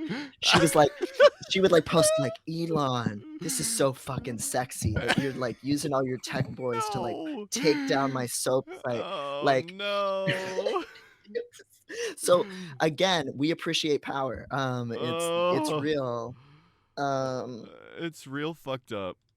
It's real fucked up. The only other thing we could get into was the debate, but I feel like we've done enough. Yeah. People. Yeah. And we wanna get at least a chunk. So we knew we probably weren't gonna, even if we only played the game today, we probably wouldn't have been able to finish it. So we're gonna. Photopotamus just asked for an Illinois DMV question. I don't know if we have that pulled up. Have you taken the test? Have you taken that I test? can pull it up. No, I haven't taken it yet. I'm still studying. So we can do that. I mean, fuck it. Fitness Grand Pacer test. Oh man. Oh no, now we got two requests for Illinois DMV. Oh my god, this fucking stream. Oh my god, you guys are so chaotic. Yeah, I want to get my driver's license back. Oh my god, now we got 3. Yo. All right, we got 3 of these bitches to do. What is the correct hand signal for a right turn? Is this for bikes? Or if your turn signal's broken. Oh, I see. And this is in Chicago for anyone who doesn't know. Or Illinois. It's like that, right? Yeah, hand and this is arm. left, or is that braking? Oh, I don't know. Hand and arm extended outward, hand and arm extended backwards? What does that mean? Like that? I don't know. Peter Griffin when he gets his ass beat. Upward? I think it's outward. It's like this, right? It's like that, right? Or like angle. Up. Would we call this up or outward? I don't know what outward means in this context. Outward means like this, right? That would be out. Yeah, that's more left. That's left. This is right. I think. Oh, it's the only one hand. You don't. Yeah, that makes sense because you're. I don't know if we have this in Michigan. I don't have any memory of this. Everybody, look at my armpit hair. Look how voluminous it is. Anyway, it's really good. I wasn't gonna say anything, but you're really showing off the pits. I know it's like grows all the way up to here. Like there's hair follicles right here. What? Oh my god. All right, I'm gonna say upward. I think it's upward. Yes. Okay. I'm no help. I drive I have a driver's license. Okay. Yeah. If you start to skid, you must ease your foot off the gas and carefully steer in the direction of the skid. Ease your foot off the gas and carefully steer opposite to the direction in which you want the car to go. Brake immediately and carefully steer in the direction in which you want the car to go.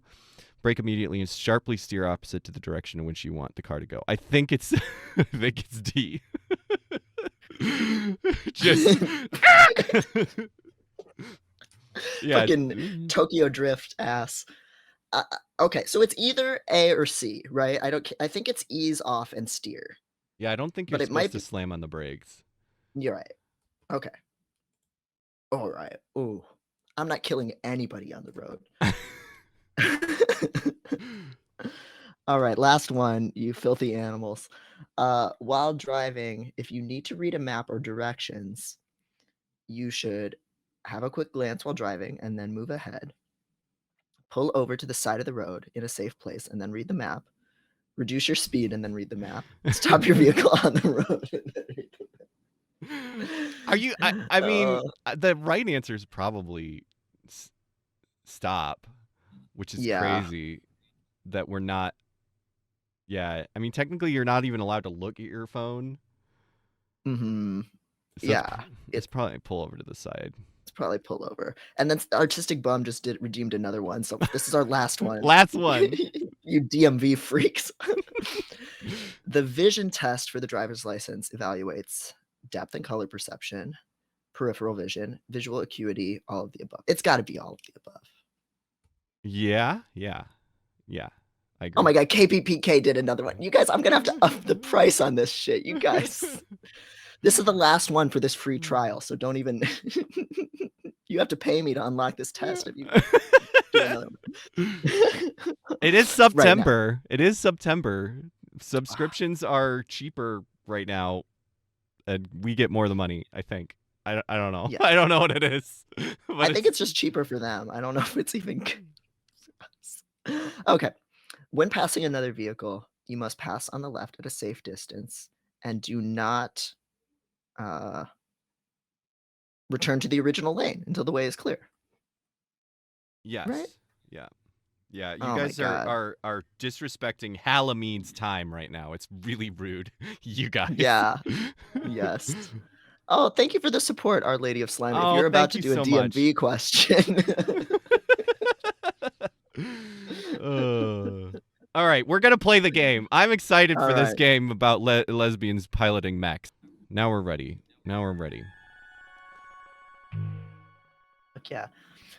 Yes, Cybernetic Sus, the Halimede from Twitter and from this game is with us, is among us. Is among us. Yeah, so we have... Okay, so yeah, we have...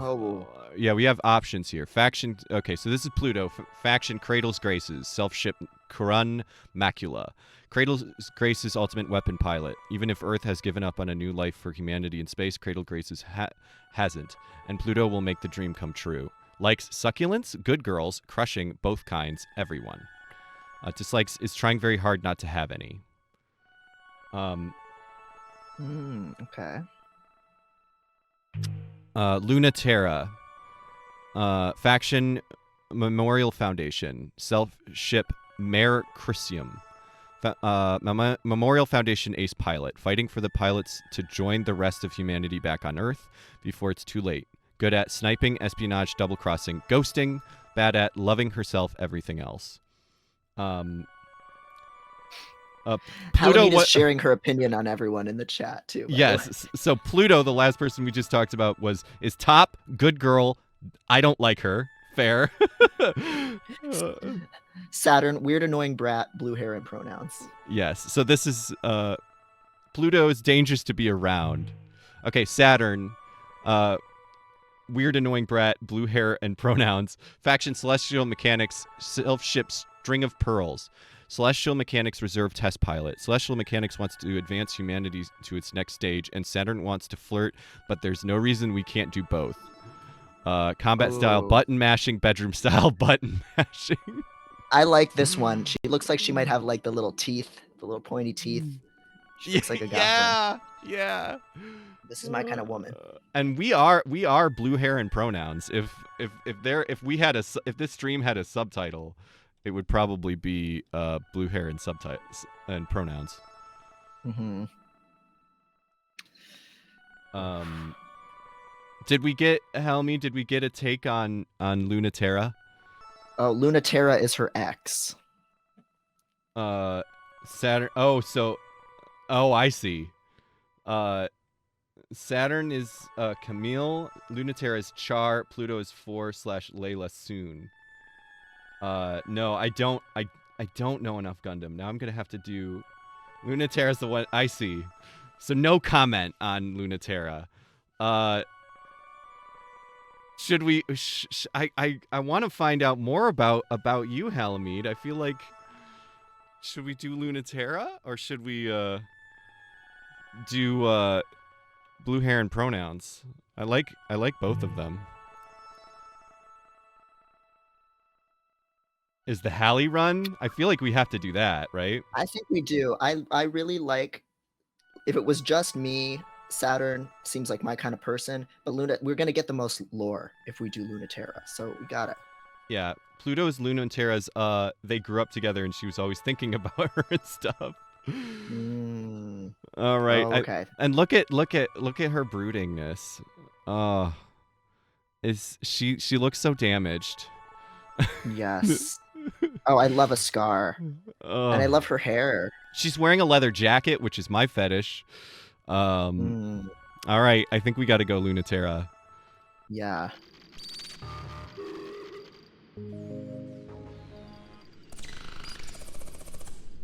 From the Division of Existential Safety, Conflict-Enabled Shift Self-Archetype Model, First Flight, July 16th, 1969. Place of manufacture, Sea of Crises. Earth's moon, our hope for a throne of the soul, for the Memorial Foundation International Space Program and all humanity. Until no one is forgotten, and all are remembered.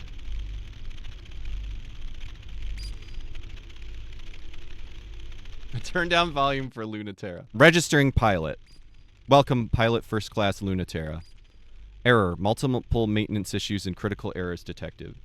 Welcome, pilot first class Lunaterra. Error. Multiple maintenance issues and critical errors detected. Notice. Launch permissions are locked until addressed. List errors. Maintenance errors. There is a possible sensor failure. Several limb connections are not registering. No weapons are loaded. Critical errors. Mass Alert 1. Healing failure on critical area near core. Possible bleed.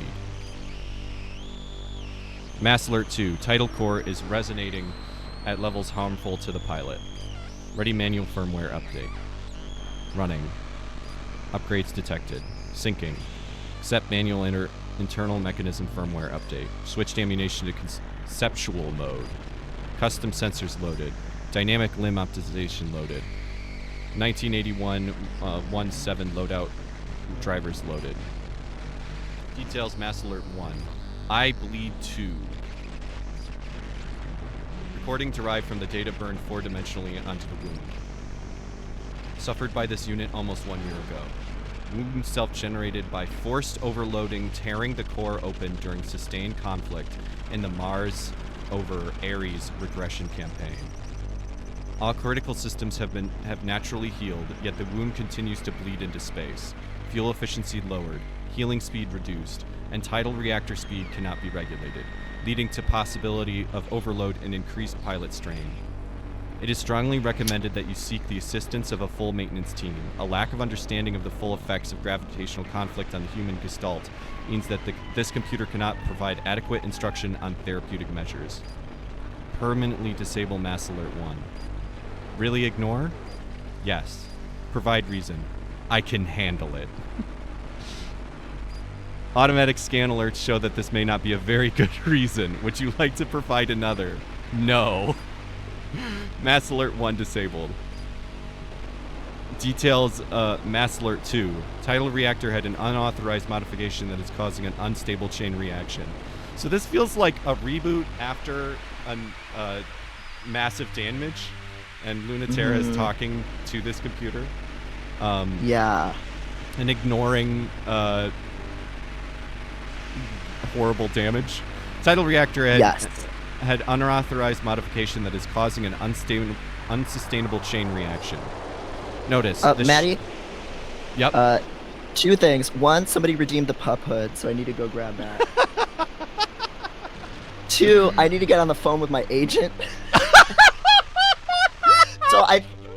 So I think what I'm gonna do is I'm gonna mute and I'm gonna put on the pup hood and then I'm gonna call my agent. Should I keep going or should I just? Yeah, we could just go to the hold. We could just go to the hold screen too for a minute. It might be like 10 minutes. So I think you guys can just watch me negotiate my next book deal while I'm in a pup hood and muted. Should I keep going on the game or should I wait? No, you should keep going. I'll keep an eye on it. Okay, if you're sure, I'm down. Yes. Okay. Okay, title. Where was I? Tidal reactor has unauthorized modification that is causing an unsustainable chain reaction. Notice the ship is not equipped to handle prolonged operation at this capacity. Increasing short-term output may cause long-term failures. Notice loss of gravitational stability may cause fracturing and instability in pilot. Permanently disable mass alert 2. This mass alert cannot be disabled by pilot authorization. MF key code. Asterisk, asterisk, asterisk. Alert disabled. For record-keeping purposes, please input the reason. I'm fine. I really understand how someone could become obsessed with this woman. Ship self, Mare Chrysium is in spacefaring condition. You are cleared to launch. Disable launcher OS and engage catapult. All controls given to pilot. The Mare Chrysium. I am not a qualified therapist, and girl, you sorely need therapy. All controls given to pilot. There is a message for you. Cancel. Refused. I'm gonna call my agent. Okay. This message will be automatically played. Europa. Letting you keep this is my gift to you, Lunaterra. Your favorite and loosest leash. Prove to me that you've learned not to choke on it. Oh my god. I'm glad that we're getting, I'm glad that we're getting Devon in the pup hood. This is really chaos. We had OBS crash. I'm gonna do get collared up midstream.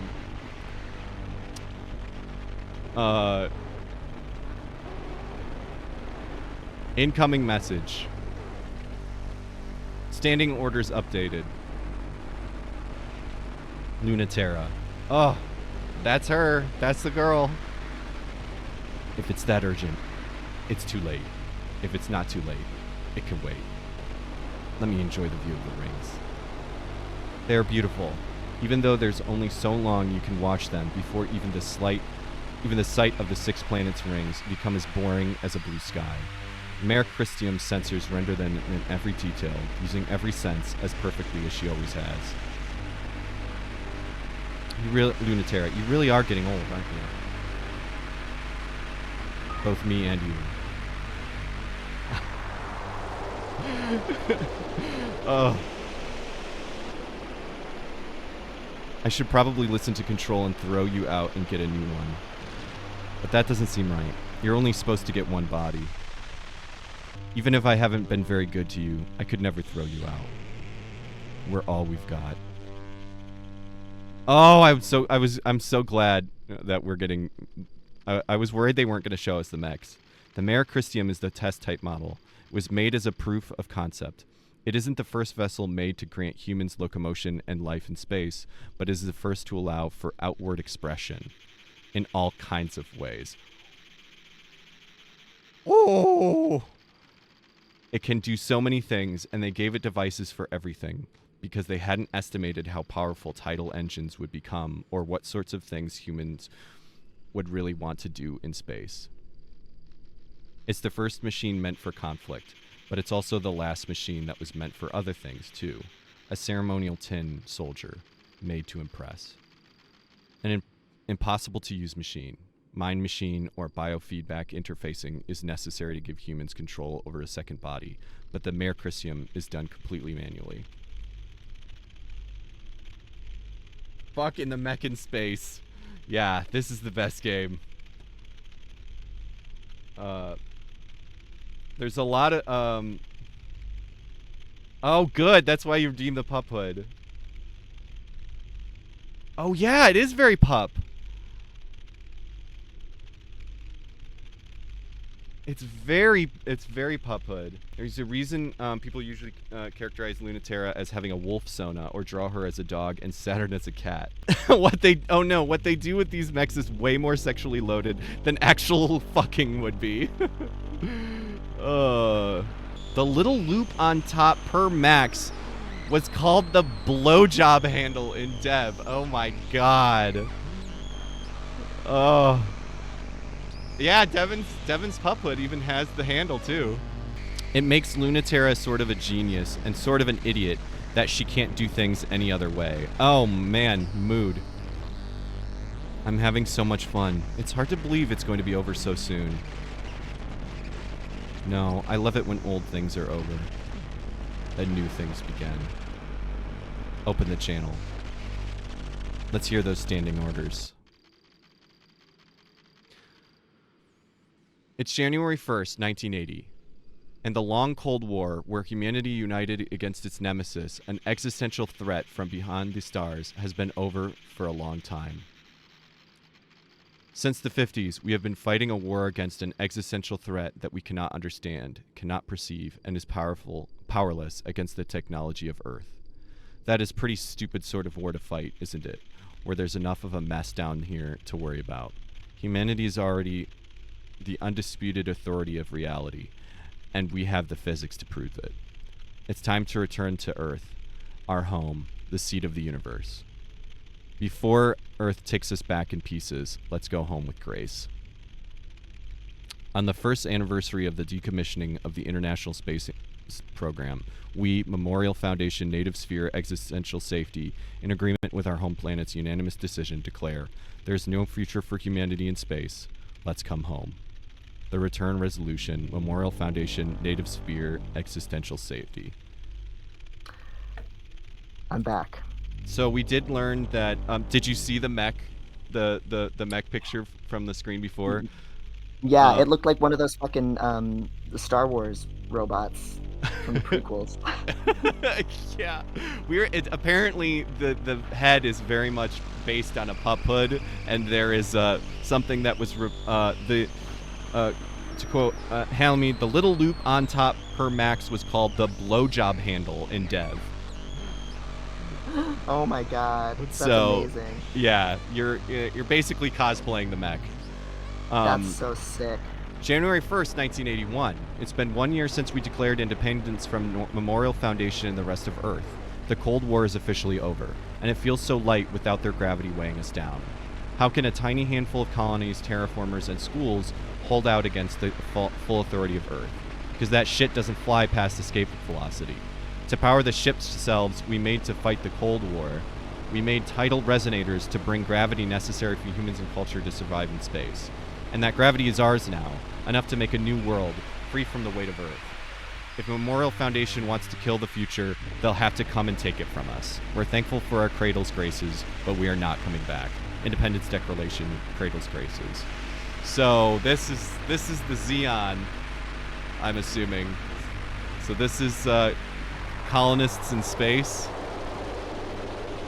The ship selves are the mechs. Tidal resonators are gravity machines.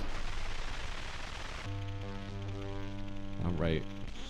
It's January 25th, 1981. Memorial Foundation and Cradle's Graces have been having fun for a little over a year, and nothing is breaking the stalemate.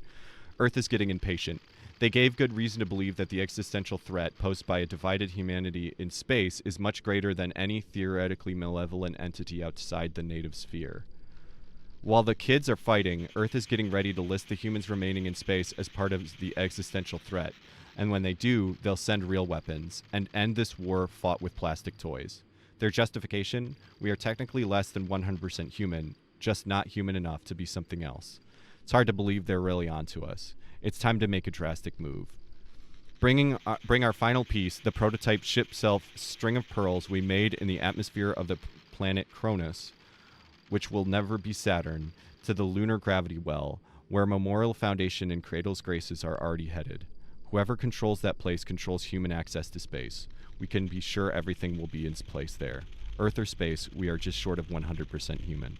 So let's see how much less than 100% we can get. Initial report, Celestial Mechanics. Hell yeah. Ugh, this is already extremely good. Yeah, the art style is a big jump from We Know the Devil also. Yeah, yeah. I love that the girl the girls have a very similar flavor, but there's a lot. Yeah, there's a lot going on. The audio design is really great too. Mm-hmm. Okay, so we have a full on like kind of menu happening here. A Oh shit. retrograde in retrograde. Chasing after the string of pearls, Lunaterra and Pluto find each other instead. It's been almost a year since they last saw each other, and Lunaterra has never seen Pluto like this. Are you ready to spin backwards?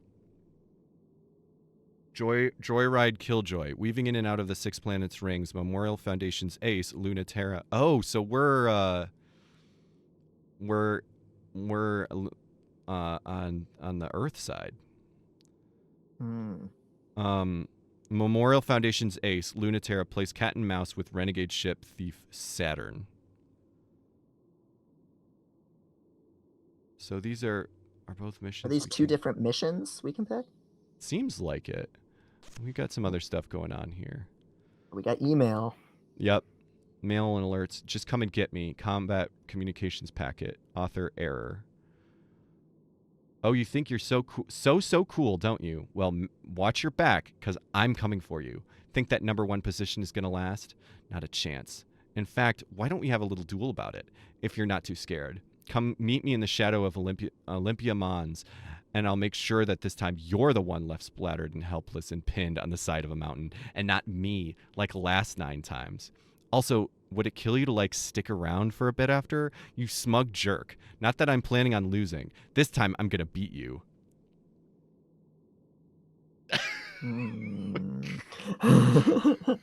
Somebody in the chat was saying that we were talking, because it sounded like the mechs can, they were saying this mech can, it's not only for combat, but for other things, and can express itself. Oh, shit. And so we were all like, so the mechs are gonna fuck? And I think it was Cybernetic Cirrhosis was saying, no, the things that they do are much more sexually charged than just fucking would be. You get it. Oh, okay. That's exciting that the mechs have some energies of their own that could possibly interfere with the pilot in some way. If only as a freak. Yeah, if only I was left splattered. Silent player.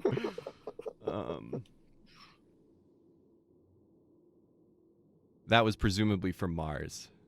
All right, subject Cold War Ace reports Lunaterra. Origin first generation pilot research declassification. Author Memorial Foundation existential safety. She was unremarkable. I did not remember her at first. We took any of those who wanted badly to live in space and did not fit on Earth. In retrospect, we were asking for a rather unique quality, and it is not just a coincidence that she was there. The pilots had to be young adults, pacifiscal, and not care what space might do to their body. Oh, wait, I didn't. No, okay.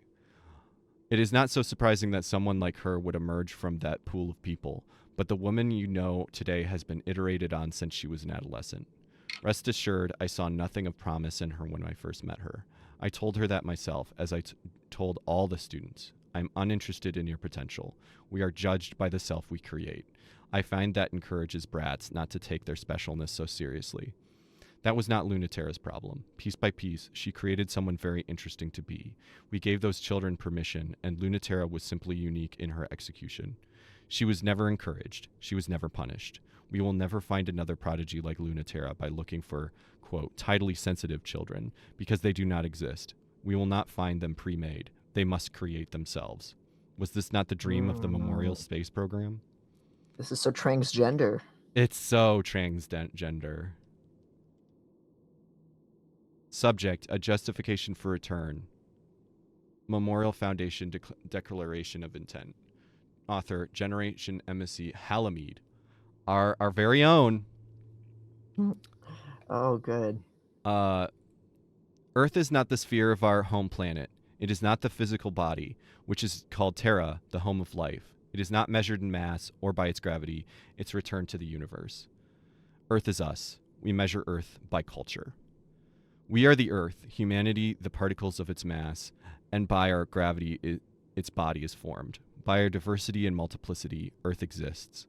the living miracle of humanity's shared power, insignificant unless we are joined.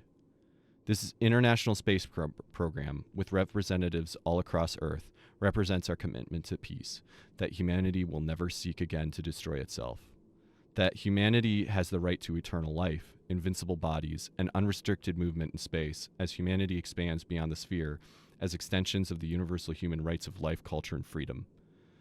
To protect the growth and sanctity of all culture, ensure a future for humanity, and defeat our enemy. On this day, we inaugurate the International Memorial Foundation Space Program. Okay. Okay, Halimede, work. Yeah, I was wondering, I'm down to do all the reading, or I wasn't sure how we wanted to split it up. Maybe it's appropriate that I read it in my clocky ass voice. So this is comms.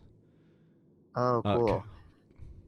Command Europa, Director of Combat Operations, Memorial Foundation Existential Safety. Not your mom. That's right. Lay down the law. Do you want to take on Not Your Mom? Sure, yeah. So, yeah, you can reread that first one. Sure. So you really have betrayed us, haven't you? I've never betrayed anyone in my entire life. Ha. But seriously, whose side are you on right now? It sounds so accusatory to put it like that. You know I'm fine with you being on whoever's side you choose. So I can destroy them and drive you back to me. That may end up being a lot of people. What, you don't think I'm up for it? Don't worry yourself about that part, kitten. If you want me to defect back, you could always just ask. Oh, sweet girl, I'm not interested in you coming back so you can walk away again. Haha, how many times did Halimede fall for that? Oh, Halimede, you've been played. Oh my god, girly. It shouldn't count as tricking her if she knew it was coming every time. Oh, stop it. I hate when you're modest. It's so beneath you. Give her at least the dignity of a subtle seduction. I would have. That's not what she wanted. She really ought to think about her reputation more. And what more is there to say about the trail of messes you leave? But my disappointment in you both is total. My adorable failures, what am I to do with you? Oh, man. Ugh.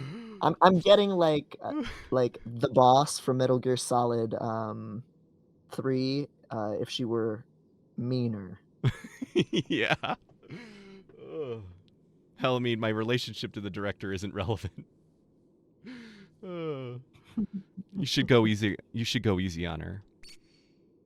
I live to spoil her. Make no mistake that everything she deserves will be visited on you. I wouldn't dream of not letting you have that. You have to know by now how aware I am of what you want and deserve. Haha, you're so good to me, Europa. I don't deserve it. When I double-cross you again, be sure to really let me have it. I hope you do. But I take no chances with loyalty. Halimede merely hopes you will change.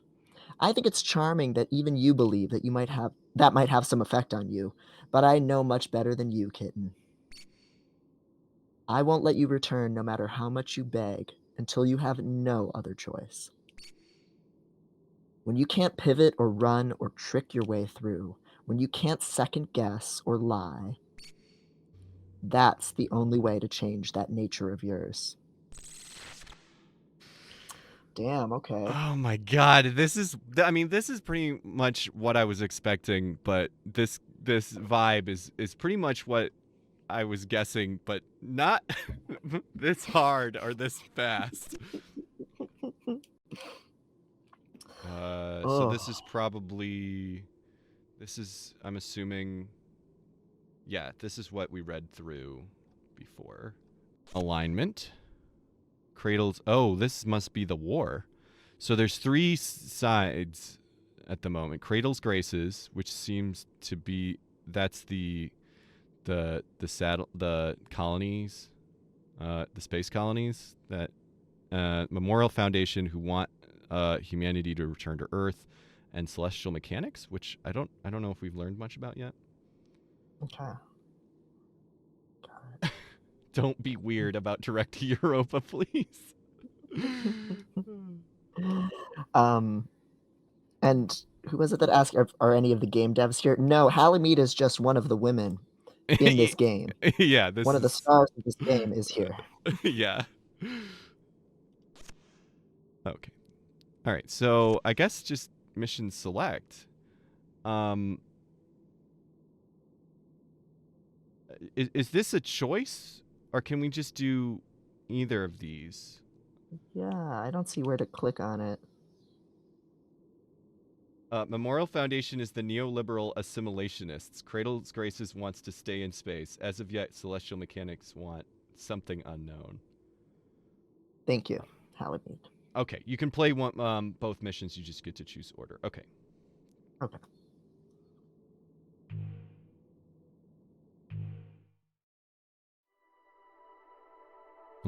Lunatar, what's going on? You've been pestering me with orders. So what's the sudden holdup? Central said to launch immediately. We have to get to the Celestial Mechanics lab regardless of whether or not the prototype is already gone. There's valuable information there, but it's worthless if Cradle's Graces gets there first. Have some patience, Lunaterra. The Cradle's Graces carrier just launched a completely unknown ship self. I feel like, okay, forgive me for pausing for it again. I feel like, should I go get my leather jacket? Yes! I feel like I need to. I'm probably going to get so hot. Up. Yeah, no. It's fall. That gives me time to adjust my mask. It's very tricky to like get it perfectly lined up. Y'all notice what Europa is wearing under that shirt, by the way. What is it? Is it like a collar? It looks like it's like leather with like two straps and like a little I'm definitely fasten. one of those bitches that are just constantly in a leather jacket. Oh my god, you can probably hear this really good. Yes. You know what? I've decided since getting this, I'm defecting from Team Latex back to Team Leather. Yeah, it's just so much more comfortable to wear. Like, and it doesn't break. Like, you know, it's just. And I like the smell better, honestly. Oh, I love that leather smell. Yeah, Europa is wearing a whole ass fucking harness. Hot. Yeah, this leather jacket is honestly like, I think it's pretty fucking spot on too. I'm that bitch that is literally always wearing leather. I have like 4 or 5 nice leather jackets. One of them I just got that I haven't gotten to wear yet because I bought it when it was too hot. It says fucking Lady Rider on the back. Oh my god. You need to be on the back of someone's motorcycle in that I know. It's the butchest fucking jacket ever. Anyway, I just had to. This can't be right. A person can't pilot a ship that big. The tidal resonance should tear the pilot apart. Is this impossible? I hope. I've never seen anything like it. And no, you can't fight it, Lunaterra, so don't even think about it.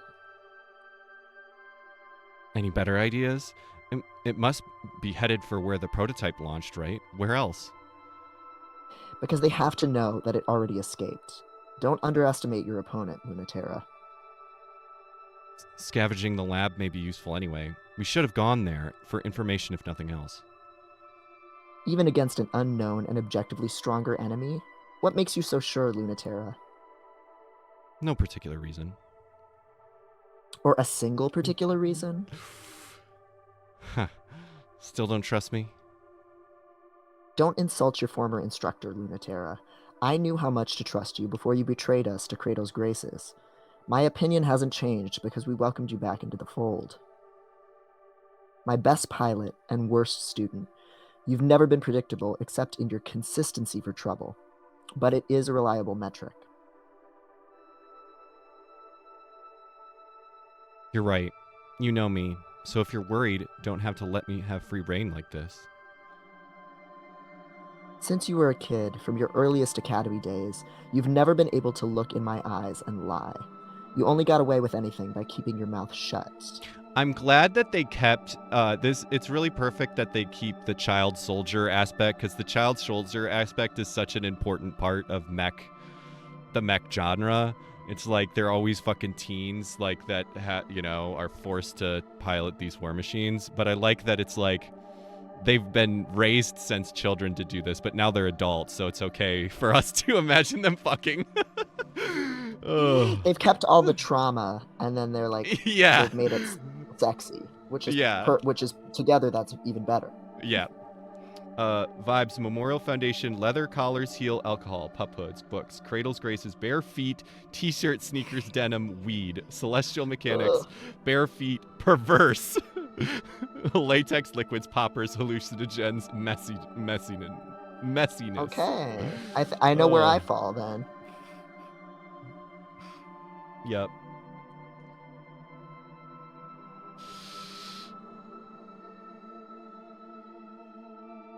Oh, very unlike Pluto, the hope of Cradle's graces. She could lie right to my face with a smile if she thought it was for the best. Pluto exceeded the wildest expectations of the pilot program, so much so that it was decommissioned in part because of her. If Celestial Mechanics have successfully built a monster that can withstand her, this engagement will end in disaster. And that is much more terrifying than this machine you're so eager to fight. That concerns me far more than you betraying us or fighting a battle you can't possibly win. I don't think any of you really understand what you're doing. Pluto is unreal. She's far more overwhelming than any of you understood. If that ship is unworthy of Pluto, it's going to be torn apart under the pressure of her, not the other way around. Pluto is the only real human being. No wonder she feels so alien when she looks at us. You want me to let you take an impossibly dangerous mission because you think you can save our enemy? What can I say to that? Maybe she can teach you the lesson I can't. Through sexy, sexy combat. Yes. Like waking up underwater to the wet burn of your lungs' desperation for air. Like floating untethered in space, unable to move under your own power. Losing the security of gravity is like being naked in space. Gravity is necessary for human life in space. Gravity is necessary for unrestricted movement in space. Can't have one without the other. The force that binds your existence together, the force to shape foreign bodies, pure agency. Gravity is necessary not just to live in space, but to be human in space. But being human is a little harder for Pluto, so she's had to work for it. The tidal forces of her spacefaring body, the Krun macula, are as strong as she believes, and weak as she feels. The Lunaterra needs to make sure all the calculations are in order. Lunaterra needs to make sure all the calculations are in order. Everything in her ship operates manually. She's just been at it long enough that it feels like a second skin. The jolt of nostalgia interrupts Lunaterra's mental math. She forgets to carry the one. It interrupts Pluto's focus, and she has a moment where she's not invincible. Close enough to touch the surface of the moon lab, Lunaterra is keen and known by Pluto, and they are suddenly falling down the well of too late and nothing you can do. I knew it. Warning, gravitational interference. It's important to get a grip. Knowing that there's nothing you can do is something Pluto considers freeing, and Lunaterra considers exciting. Feeling doomed is clear permission to do whatever. As soon as Mare Crisium is through... Mare Crisium? I think is how you pronounce that. Which is our mech. Is through the cloud cover, she fires solid light into the remains of Celestial Mechanics' lab and chases it through the wound. The lab was recently damaged by the illegal launch of a hijacked ship, but that damage is barely noticeable compared to the massive hole left by a much, much larger ship crashing through. Lunaterra acts fast under pressure. If there's no point in hiding, there's no point in stopping. It's true, Lunaterra is living on the whim of Krun macula, which can probably do whatever to her at any time. If she can't run away, she wants to make the first move. It's the sort of thing that makes a lot of sense if you think about it, and no sense at all if you think a little more. But that's Lunaterra, isn't it? She's betting you'll think too much, or not enough.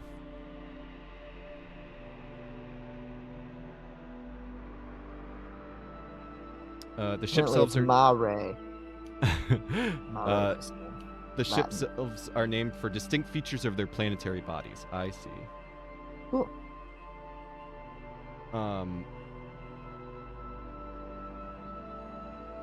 Against Pluto, is that really such a good idea? She's someone who always thinks just enough, which makes it easy for Lunaterra to slip through, deep into the lab, until it gets quiet, except for the sounds of the moon quaking and trembling. After almost a year, the dread and the thrill is way too much to slow down and start talking. That's what the arrow flying into Pluto's gravity well is saying. Who will make the first move? When Lunaterra punches the last armor layer and opens up the terminal cavern, light spills out, and screaming sound because the Krun macula is peeling the lab and most of the moon inside out with the force of its own tide. Is this the... Oh, this must be the Krun macula. It's not something that's impossible or anything. It's just that something that only possible in theory, which is still terrifying, more terrifying. And more terrifying than that power is Pluto's finesse. And more terrifying than the finesse is her gentleness, spooling matter like threads in the tiny galaxy of which she is the sun. Her power is very kind, but it is also a little perverse. What meaning does mercy have from something that can core out a moon? Krun Macula's developers compared it to a black hole. They wanted a machine so powerful and absolute that even light couldn't escape it. Lunaterra understands now that that was wrong. She's a star, gushing and twinkling with matter and light. Who wouldn't be swept up in that? The Mare Crisium is so small. Pluto has never seen it from a perspective like Krun Macula's before. She never imagined it would look so fragile from here, like a toy version of the fierce fighter she remembered. Pluto's sense of scale is true. Lunaterra feels just like a plastic toy, too. Come on, say something. It's making me sad. Really does fit you. So much more than I ever thought. Is it hard to look away? Being able to render you speechless is the power I've always dreamed of. What do you think? I know just a look won't change your mind, but I want you to tell me. Tell you what? That I regret betraying you?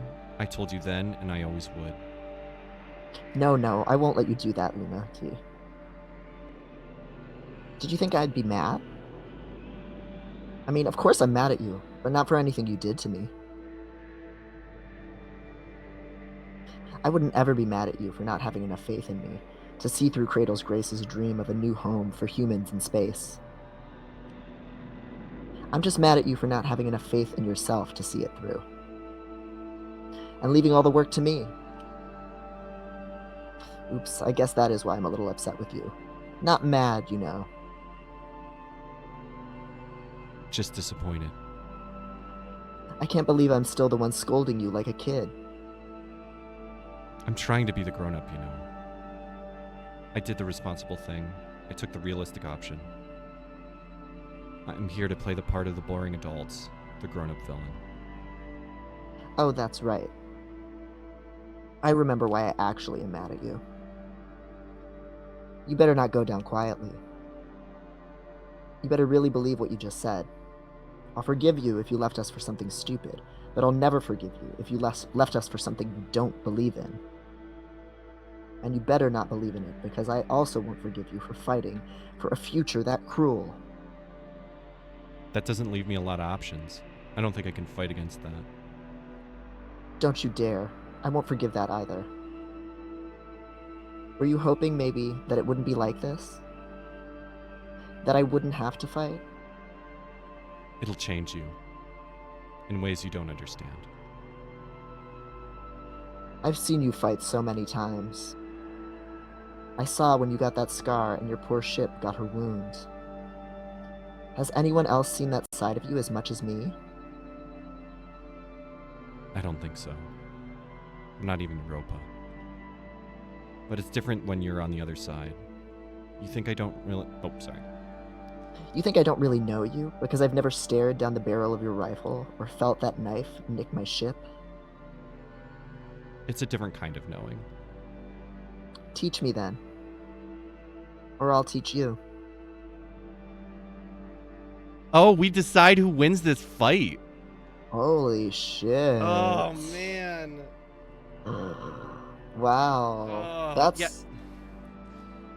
Halimede said a lot of context clearly going around this one. These two have history, and that's really what I love about the way that this developer writes, like based on what I've seen so far here, and we know the devil is just how much like I feel like every I don't understand like a fifth of the lines, like, and it's because there's context you don't have, and also there's a sort of poeticism to the way that some of the writing is, it's just extremely. I'm always really like, it just leaves you wanting more. The characters don't talk directly about what happened or what they're feeling. They talk around things, which is so much more real. It's very emotionally real. It's very realistic, even in this very heightened reality. It's really nice. I think we got to decide for ourselves. I would ask the chat, but I feel like the chat knows too much. I think we got to decide this one on our own. Yeah. What are your feelings? It's weird taking the perspective of a character, and like, why wouldn't your bias always be for your character to win? Right. Know? Right. And I don't quite understand the stakes, like what this fight is actually about. Like, I sort of understand it, like but yeah. Well, they've never fought before in this way, right? And Pluto has like her mech is just like unfathomably huge. Mm-hmm. And Luna hasn't seen it before. Am I doing all that correctly? It seems like it, yeah, or at least hasn't seen it. It hasn't fought it before. Yeah. Loyal versus betray is less about your character and more about your faction. Yeah, that makes sense, because there's that faction chart. I mean,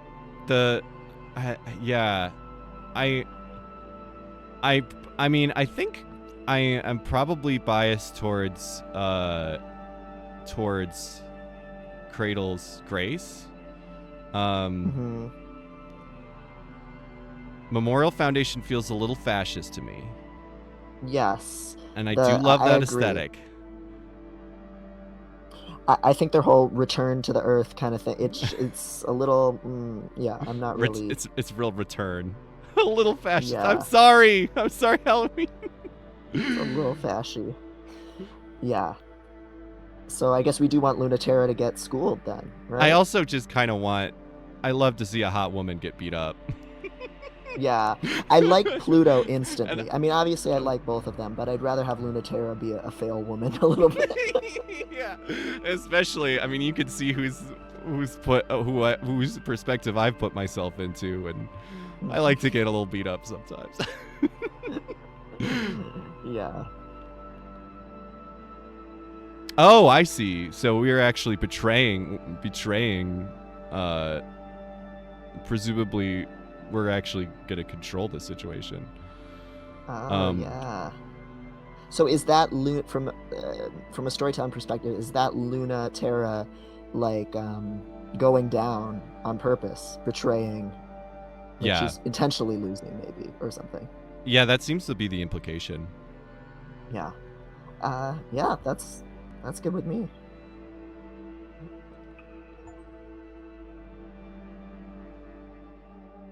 As soon as Pluto blinks, that's the moment Mare Crisium attacks, a little out of fear, mostly out of awe. It's a confused move, the first move, which is so unlike her. So unlike her that it nearly takes Crenmacula by surprise. All matter parts along the vectors of inertia that Pluto has set, but these bullets stubbornly curve, bury into her flank and sting, with a sharp and subtle gravity of their own. Ow. That kind of stings, Luna T. Stop doing things like that. Lunaterra is crushed instantly, and she's dead. No, Lunaterra touched at the last second. Oh, hello, Cooper. Aw. You're a little fail woman yourself, aren't you? Aw. His favorite toy is for a long time was a transgender flag, so. Oh my god. He's our little T-girl. Oh my god, yes. No, the Mare Crisium is torn apart from every joint. No, Lunaterra is safe at home. She never left. No, Lunaterra hasn't moved, and it's only because she can't bring herself to. Lunaterra is feeling ghosts of the space-times that Pluto has cut off, escaped routes that she rushed for but didn't exist. Lunaterra is trying to think of something to say. She really is. But it's impossible, because Krun Macula is the size of the universe. Her seeping nebula grows with the promise to swallow up the space station and Lunaterra and the whole solar system. That's not the way, Lunati. You have to come for me like you really mean it, or that's what's gonna happen. You gotta get like an anime, like. Yeah. The Mare Crisium's engines spin to no response. Lunaterra's mind is racing, but there's no thought she can hold on to. Except how disappointed and sad Pluto is. If you give me just one moment, you'll pass my event horizon, and you'll never escape. Always getting closer, but never getting there. Falling forever. If you don't figure out how to unstick yourself, I might leave you there. Remember for next time, okay? Don't keep breaking my heart. The Mare Crisium plummets, and the Krun Macula rises up, exiting the moon like a shooting star, tearing the lab up into space with her. Day 2. Oh my gosh.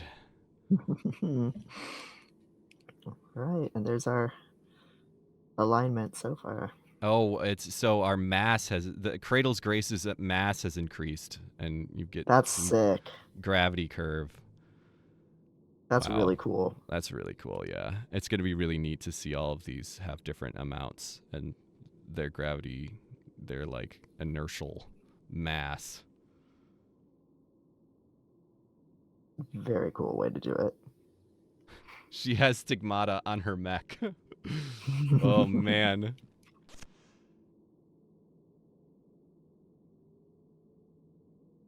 All right. Subject, first generation pilot candidate interviews. Origin, leaked data packets. Author, space program intake archives. Why do you want to go to space? LT, I want a new start. In what sense? LT, to get rid of this weight. We are required to make it clear that the purpose of the program is not to leave Earth, but to expand it. The weight will follow you. But it will weigh differently. Please explain what you mean about what you said previously. About what?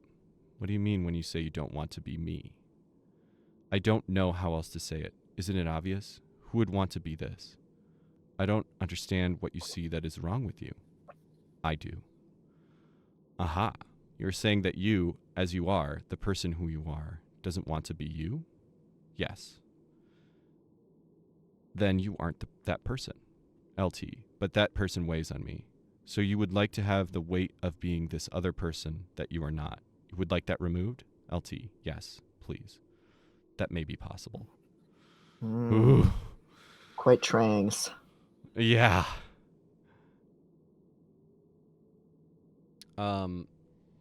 Subject pilot program progress. Origin, Memorial Foundation Executive Committee Annual Report. Author, Training Director, Europa. Yeah, you want to read this one since it's from Europa? Sure. The Cold War is looking bleak. The threat from space is more flimsy, translucent, and inscrutable, when once it was so strong that all of humanity feared it. Existential threats on Earth are more pernicious than ever, and the Scouts are not keeping up. It has become difficult to argue against the possibility that the Scouting program has done more harm than good, and that goes just as much, if not more so, for the pilot program. Historically, death has always invited the enemy here in its greatest strength. Humans can't resist killing each other long enough to protect themselves from the existential threat. It is easy to make this argument, but we have had little success with it. No matter how celebrated the slogan is, and no matter how many governments and leaders profess to live by it, the simple fact remains: the existential threat can never be as powerful as we are. Humans will always pose a greater threat to other humans than the existential threats will. It will always be easier for humanity to eliminate the threat by killing their own, than by fighting the threat directly. While we have offered children and the unwanted to fight the existential threat with existential intent, humanity has turned its gaze inward rather than to the heavens. Not even strong enough to pierce the atmosphere without burning, the existential threat can no longer be labeled as such. For these reasons, we accept the decision to decommission the Memorial Foundation Space Program. Cooper, you're not helping. Our little helper. People are saying in the chat that saving is manual and that we should do it before a mission. Okay. Yeah. Good to know. I definitely would have. Okay. Excited to be out in the field again, doing important work? We're a long way from anything important out here. I can't help but notice. You think Command wants you as far away from them as they can get you? What makes you think that? That you said it. That Command is my ex. That I did once double-cross Memorial Foundation. In that case, you should be happy you're in the field at all, and not in a brig or in the process of being shipped back to Earth. Well, I am. I'm so thankful. I don't need to be lied to about my work being important. Oh, I would never lie about a thing like that. In fact, the most lovely sixth planet of our solar system, Cronus, has become extremely busy in the past 24 hours. A major leak out of celestial mechanics has revealed they're finishing a prototype here, and Cradle's Graces knows about it too. Apparently, the Hellion responsible for the leak has stolen it too. You're just the woman for the job. Reining in incorrigible pilots is your specialty. Let's see if that power can be used for good for once.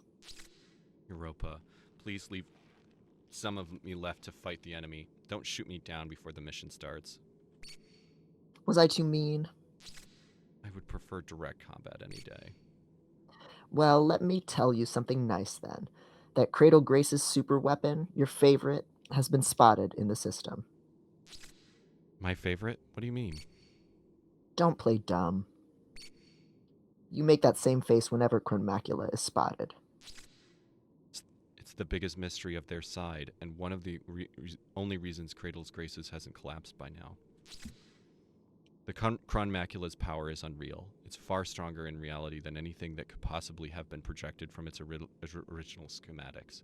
Its capabilities seem endless and impossible to predict or counter. And no one knows who the pilot is. The list of people who could pilot something like that is very short, however. Maybe it's someone you know? I'm worried I might double-cross you again. I'm not with Cradle's Graces anymore for a reason. Oh, I just never trust you when girls are involved. Man. You slut. Our beloved Hellion.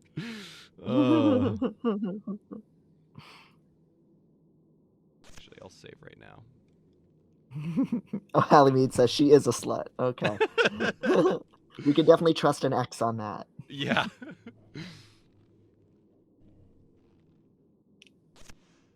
Okay. I think we got everything. Joyride Killjoy. Weaving in and out of the Six Planets Rings, Memorial Foundation's ace, Lunataria plays cat and mouse with the renegade ship thief Saturn.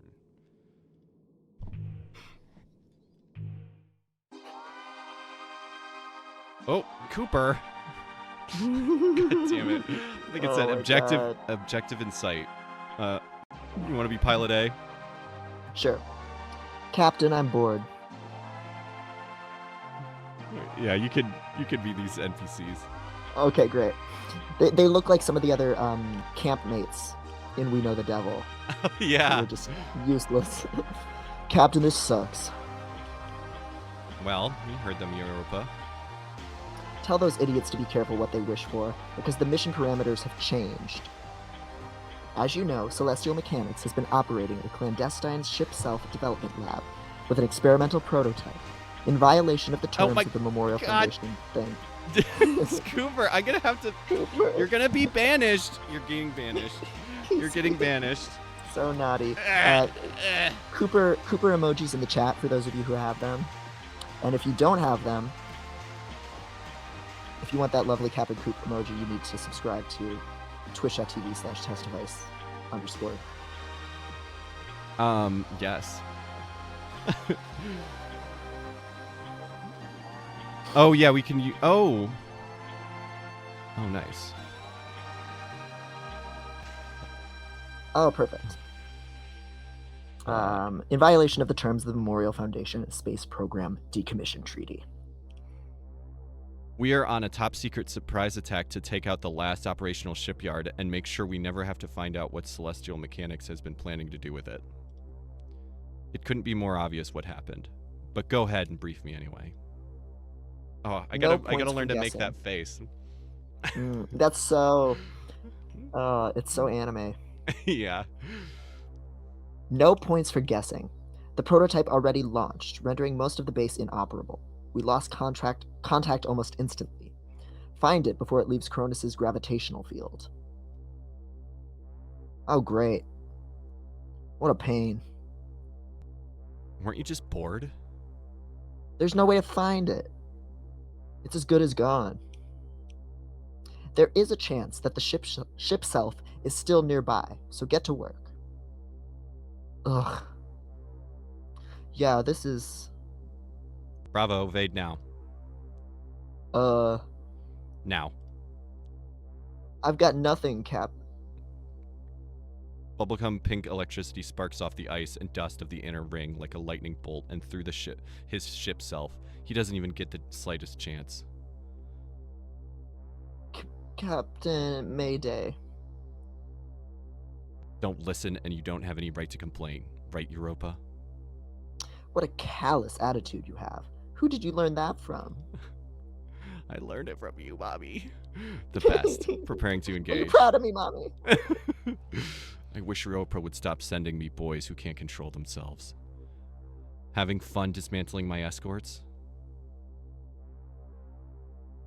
With the string of Pearl's fingers, Saturn carefully peels the mechanical musculature out of the poor ship's arm she's holding, a souvenir of the last Lunaterra's escorts that she sent crying too easily back to their base. Still sparking and oozing, and Saturn wishes her ship had a mouth so she could suck it out like crab meat. Oh, Goblin.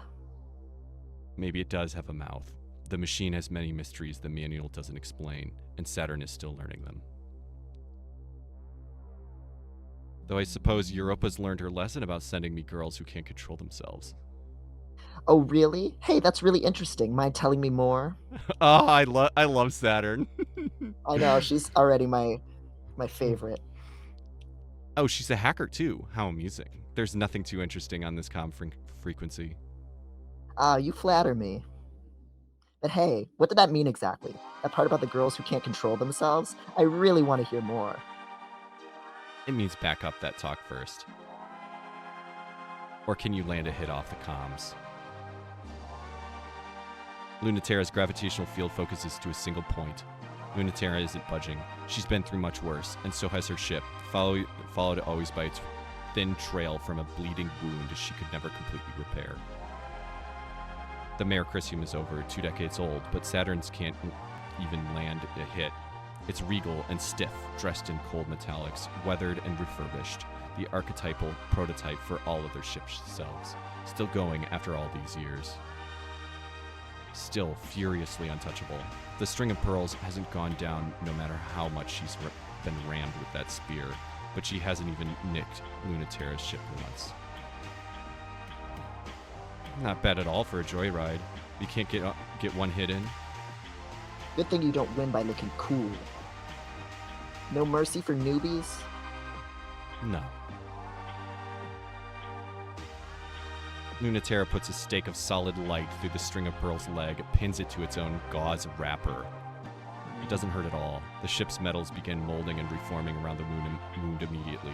A ridiculous, unfair advantage. Saturn has no right to complain, but she still wants to. I love But that. yeah, but she is trying to be cool. Everyone wants to when in the quiet gleam of that always bleeding ship. That's a pretty amazing ship. Think it will last?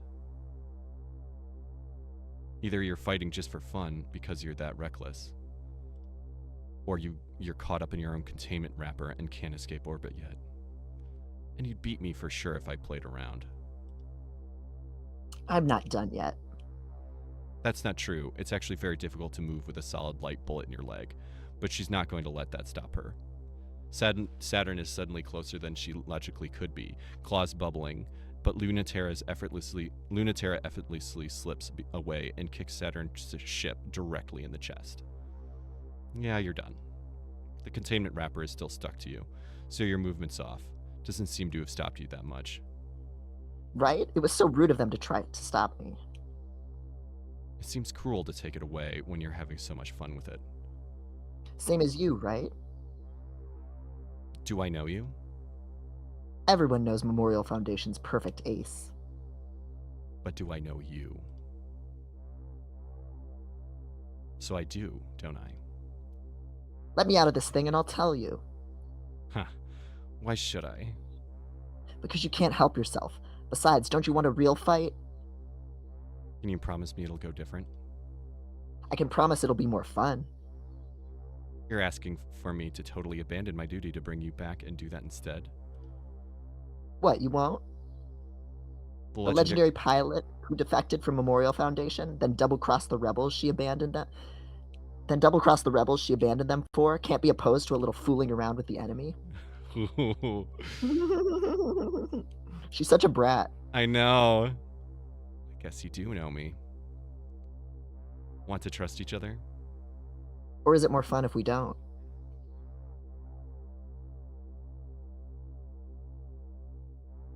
It's more fun if they do and Saturn gets embarrassed. Outcome favors Memorial Foundation. It's more fun if they don't and Lunatera gets owned. Outcome favors Celestial Mechanics. I mean, I feel like Saturn is such a little shit that they should get smacked around. Yes, that's exactly what I was thinking. And I also don't want to. I think I also don't want to just make Lunatera lose every fight. And I want to see this brat get smacked around. Is definitely what I was feeling like.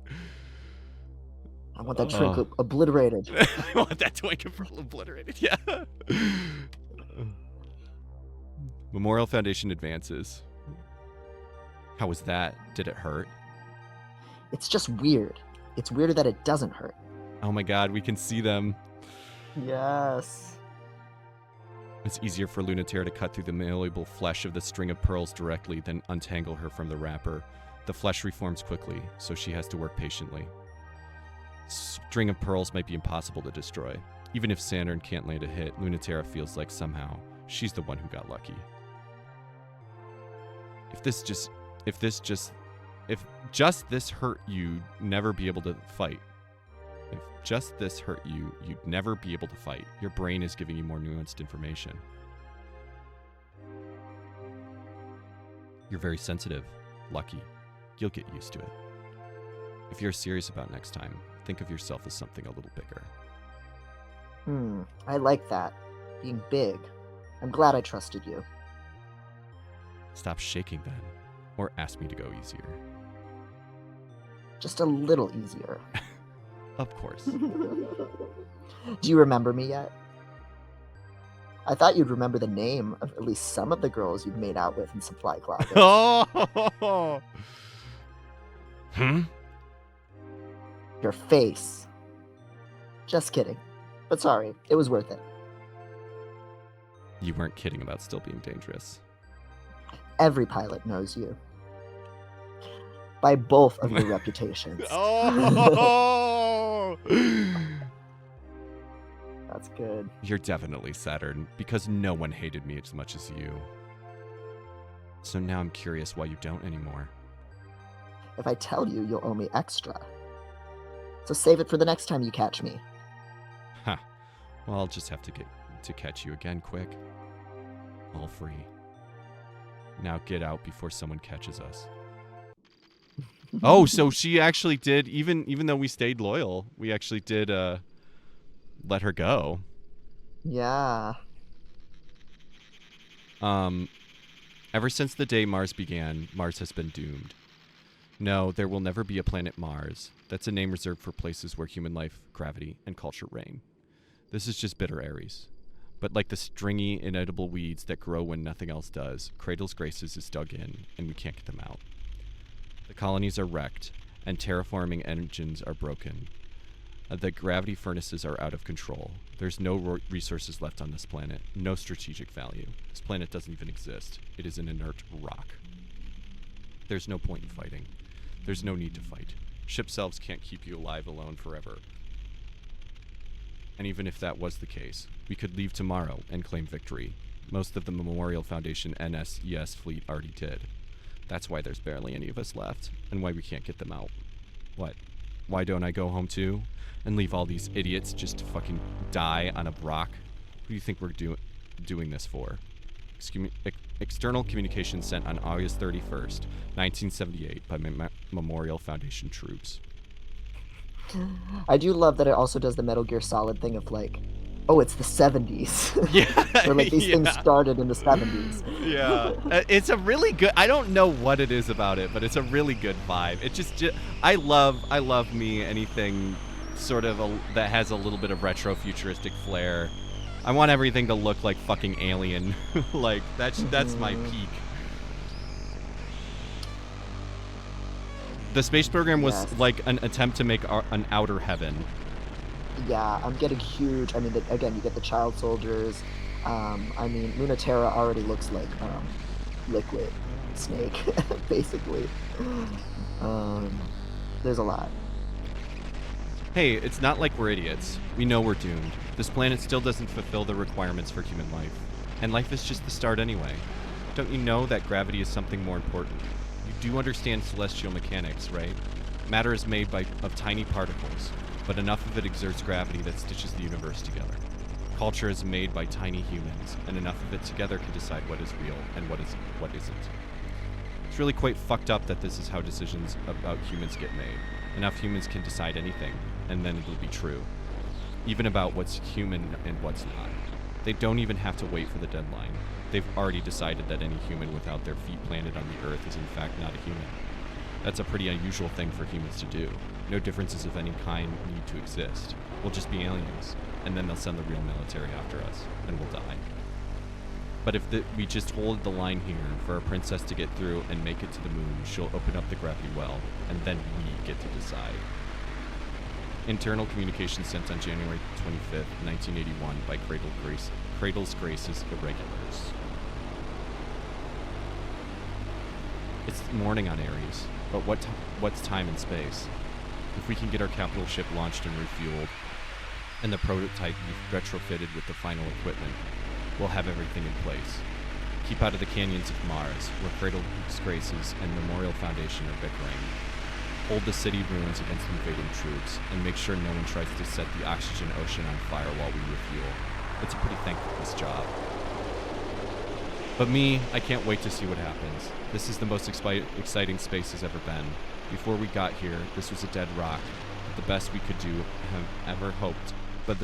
ever hoped for was Earth in a different place. Who needs that? Far in the distance, the moon's gravity well shines. If no one controls it before the deadline is up, Earth will take drastic steps to ensure that humanity is not divided. What they're afraid of happening, we will ensure that it happens. We'll finally have something alien in space. Private communication sent on January 26, 1981 by celestial mechanics researcher.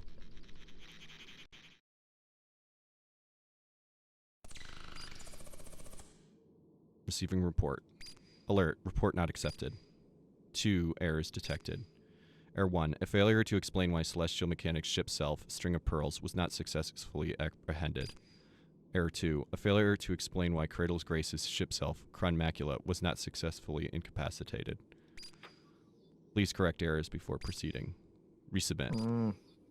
Warning, no corrections submitted. Force resubmit. Generating new assignments. Penalty assignment, sniper duty, planet Ares, currently held by Cradle's Graces. Purpose, preventing celestial mechanics refueling and egress. Penalty assignment, sniper duty, Cradle's Grace's held planet Ares. Purpose, top secret. Take out Cradle's Grace's prototype Chronomacula on research assignment in Cradle's Grace's territory. Penalty assignments cannot be refused. Indicate you have understood new orders. Yes. Ready for gravitational catapult. Prepare to launch to inner solar system. Oh man. Should we do one more day? Are you down? That would be perfect. Yeah, one more would be good. Cool. Oh yeah, what's our Memorial Foundation has a little bit? Little. Not enough to even impact the gravity. Yeah. That first mission was a big big That one was heavier. Yeah. Yeah, this one was more of a superficial, because even though we did go with Memorial Foundation, we didn't completely put our whole pussy in it. So Yeah.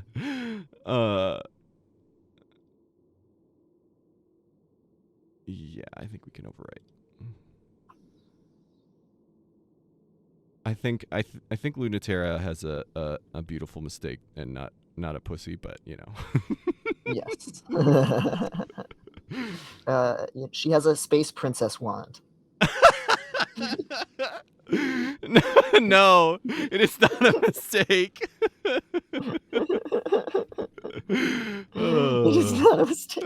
Halimede is triggered. It's not a mistake. Keep your head up, queen. Keep your crown on. Subject Halimede 1. Origin leaked data packet. Author second generation pilot candidate interviews. Oh, do you want to take? We can switch off on these conversations too. Do you want to take Halimede? Sure. Or H? Yeah. Why me? Well, because you're special. A special kind of child. All children are special. Huh. That's true. They are. I'm not more special than those children. We think you might be. Special how? You're the top of your class already at such a young age. We think that you might be able to do things that other children can't. My sister is better than me at all of those things, and my Aunt Europa when she was my age. We think you might be special in a different sort of way. Can you look at the box in front of you? Okay. Pass your hand over the box. Okay. Nothing happened. We're using an instrument to measure something that is very, very small, but moving it even so little that you cannot see it would be very important. How do I do that? You should not think about it. Just do it. I can't. I know you can. I can't.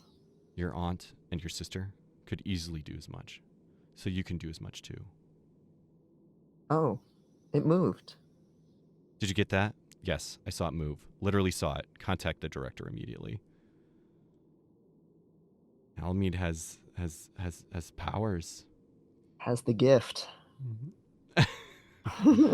Yeah, she needed to be be told that, oh yeah, these other people can do it. Mm-hmm. She's a Matilda. She's an 11. Subject Unified Culture Theory. Pre-installed reference material. Author Memorial Foundation Introductory Literature. Unified culture theory is a brute forcing of defined solutions for the universe through the forcible elimination of all other possibilities. All right. The theory is attractive to those who desire a beautiful, simple, endlessly complex solution for our universe. In order to develop this theory, there needs to be a solution for the Nix eversion paradox, which demands that anything not human exists in the everse. The most compelling current premise for a unified culture theory under contemporary physical models involves a full integration of all available concepts, directed and established in such ways as to maximize benefit for humanity. This, quote, theory of everything speaks to the desire to know, understand, and master the universe while also incorporating a premise of universal love. Happiness for everybody, free, and let no one be left behind. Unlike tyrants of old that crushed alternate futures under their heels and only caused the existential enemy to blossom, such a unified theory would welcome and forgive all humanity and direct the benefit to benefit all things that are and that might yet be. Okay. Sounds very super anti-fascist, right? Yeah, absolutely. Yeah. All unite in one brotherhood, joy, etc. Enjoying your missions? More thrilling work than fighting the half-hearted troops left on Ares? Much, much more. I forgot what it was like to work this hard. I'm rusty. Are you unhappy with your progress? Is she rusty? Is she calling her fellow mech pilots buddy? are are you on? Yeah. I don't know. Are you unhappy? I don't know. God, this sounds like me in therapy. So your therapist is mommy, is what you're saying? No. It's always been very hard to tell with you, though I'm not sure if I can answer that question better than you. What'd you miss, Halimede? We yeah, 10-4, good buddy. we chose to embarrass Saturn, and then we've just been reading through everything. Okay, yeah. It's always been very hard to tell with you, though I'm not sure if I can answer that question better. Oh, that's you. Sorry. Oh yeah, you missed us reading your email where we learned that you're about Matilda. Your special powers.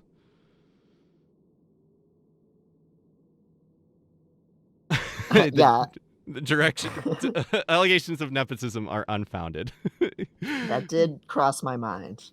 Just a little bit. But you do clearly have talent.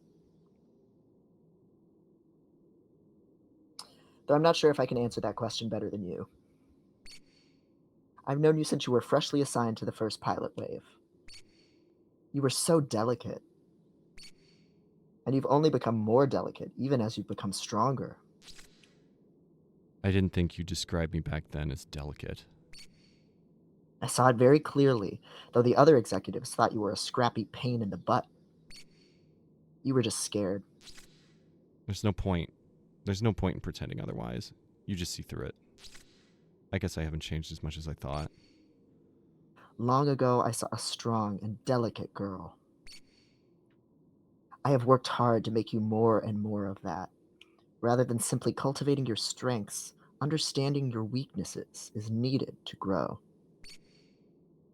Let me ask you again, and this time focus. Count backwards from 20. Remember a moment of comfort. This is like therapy. Yeah. I'll wait. Are you happy or unhappy? I don't know. God, this is just like my therapy sessions. Because I feel like I'm on the cusp of something. It's frightening, yet it could be something amazing. That's a real feeling. Good girl. Ah! My therapist doesn't usually call me good girl. She just throws the biscuits. I get treaties. See, she's not like her mom. She's like her therapist. Don't be weird. Don't be weird. Yeah, is your aunt your ex's therapist / mommy? Ooh, there's layers to this. There's a lot of layers. Oh. Ooh, that's awful. Are you blushing? Anyone would.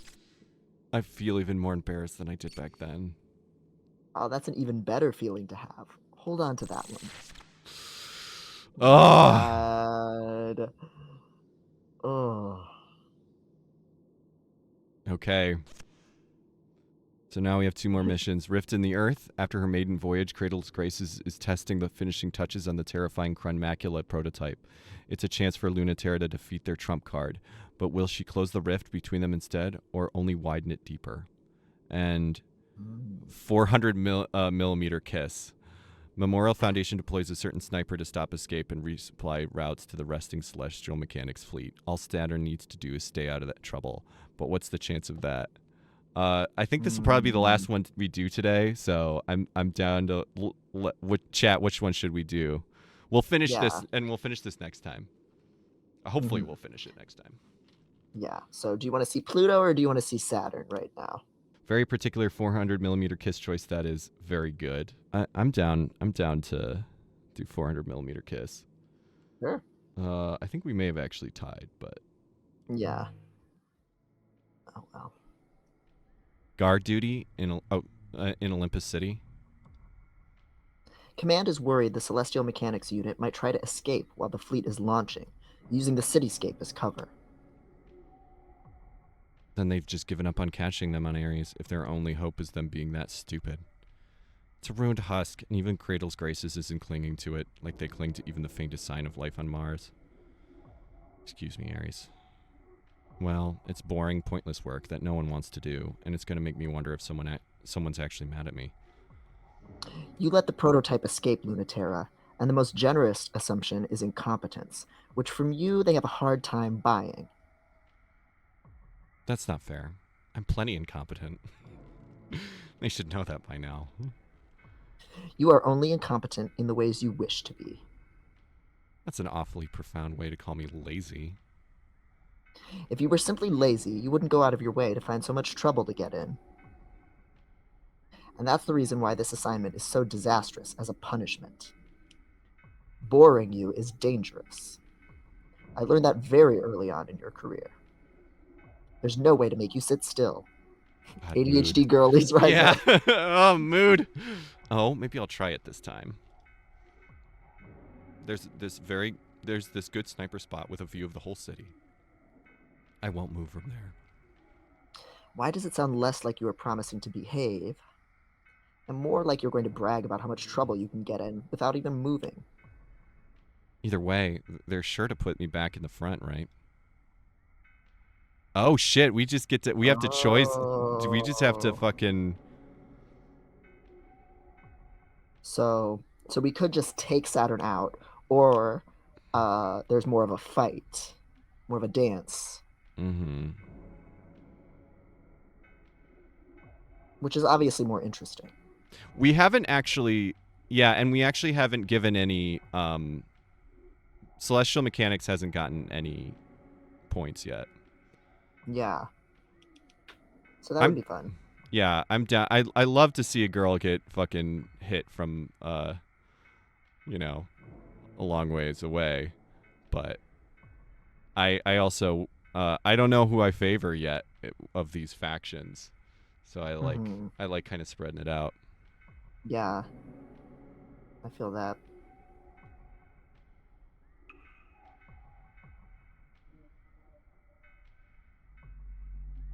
Balance shifts because Saturn moved and Lunaterra couldn't. Got you. She does. Saturn is as good as already down. But so is Lunaterra. Got you too. Pure spite got Saturn this far and will get her even farther. She takes aim and fires. Lunaterra, perfectly still for the perfect shot, is perfectly unable to get out of the way in time. Saturn's string of pearls is laid out flat on her back, creaking and twitching, and Lunaterra's mare Chrysium falls from her sniper spot like a burning star. Lunaterra wakes up first, but her flight unit is shot. It's hard to hide a ship that can't fly in a city, but the mare Chrysium is full of unfair tricks. Shooting her down is just the beginning. You have to catch her next. That's all right with Saturn. She's at her best when everyone is in the dirt. When she wakes up, she's ready. She might be in worse shape than Lunaterra, but worse shape is her best. String and Pearl skirts along the half-constructed city with the shape of ruins and the pristine finish of plastic toys still in their boxes, looking through hole Lunaterra's nestled in and dodging her shots of protest. Reba took longer than I thought, but ready or not, here I come. Hey, come out, come out, come out. You almost got me the last time you poked your head out to shoot. Try again. Oh, come on, I'm not babbling to trick you or anything. I'm just having a great time here. Saturn out looking for hole. Typical.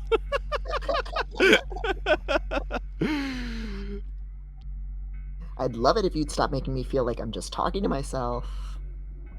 I can hear you just fine, Saturn. What, this isn't exciting enough? I guess that's why you're the ace pilot, LT. I need to have you on the ropes to taunt you and dodge at the same time. An ear-splitting crash, impossible to tell which direction the shot came from. The cover around Saturn explodes. I'm an ace because I keep my priorities straight. That's not what I've heard. What have you heard? That keeping your priorities straight is the thing that you're the worst at.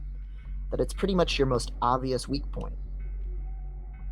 Maybe they don't know what my priorities are. Is getting shot down by an idiot with no combat experience high on your priority list? The building next to Saturn explodes. Is missing all the time high on your priority list? You really are a brat. Is getting harassed constantly by flirtatious brats high on your priority list? You're really on your toes today. Can't hit you with anything. Yeah, I'm having fun too.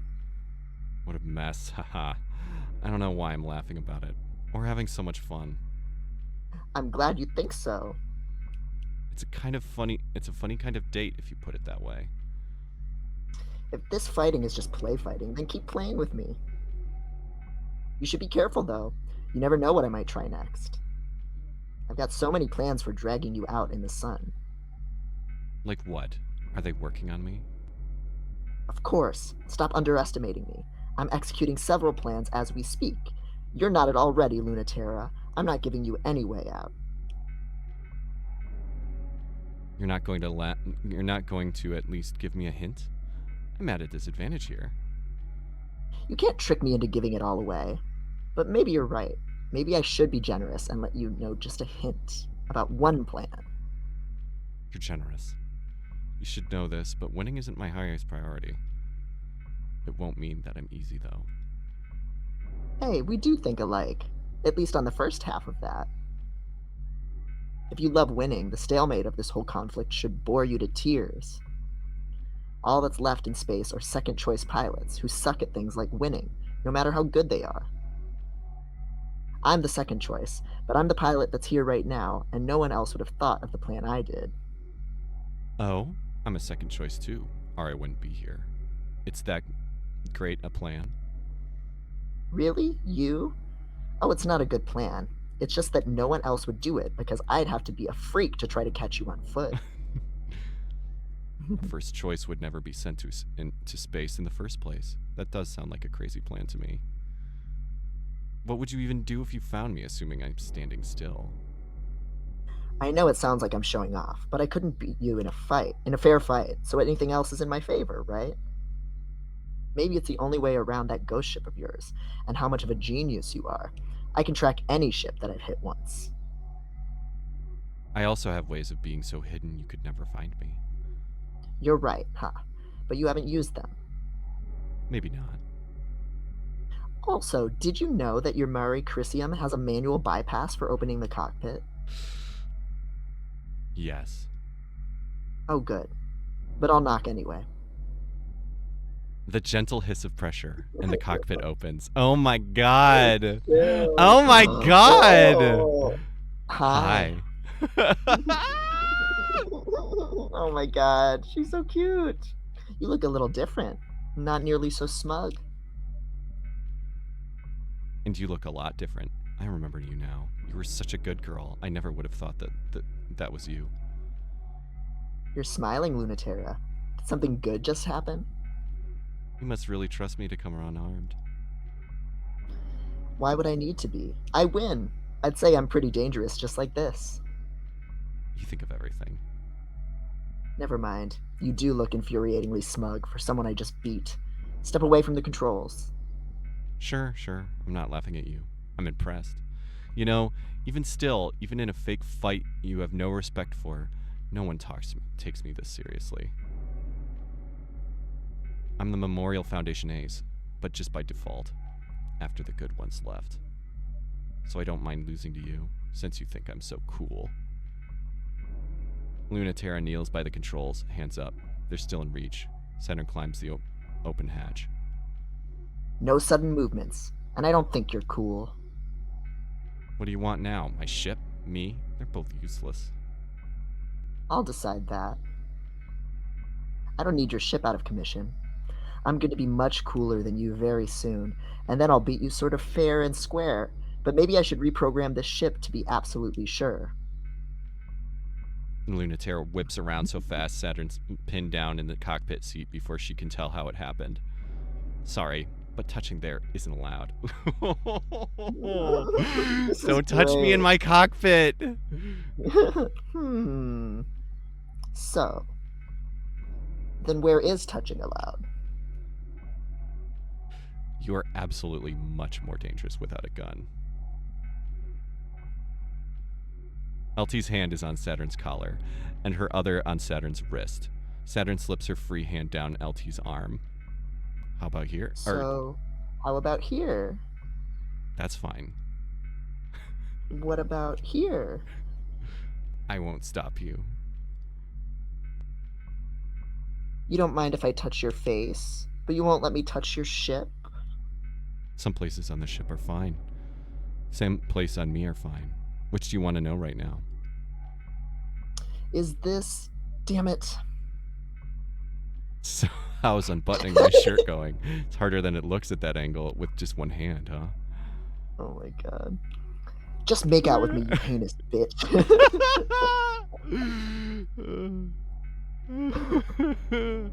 Oh my god. Lunatera had this idea, but instead she forgets it. She finds she's let her grip go slack, and Saturn's nearly leapt out of the chair to kiss her. That thought is a little surprising, but her body made the right call in the moments in between when she was too busy overthinking it. Saturn seems a little mad about that smug face Lunatera is making, and bite Lunatera's lip as they kiss. It doesn't encourage Lunatera to stop being like that. This is absolutely insane. Are you kidding? What could possibly be a better use of your time? Don't tell me duty is why you're fighting out here, or you would have stopped me before I opened the hatch. You're not just here for fun. You're not doing this just because there's no point, and you're killing time before the war collapses one way or another. Obviously. I can be sure and still make out with you. Would it disappoint you if I wasn't? Oh, don't make that face. I can tell it would. That's good, though. I feel the same way. I wouldn't have let you flirt if that's just all you were. How can you be sure? Looks like I know something you don't. Even if it's just one thing. I'm always the last to know.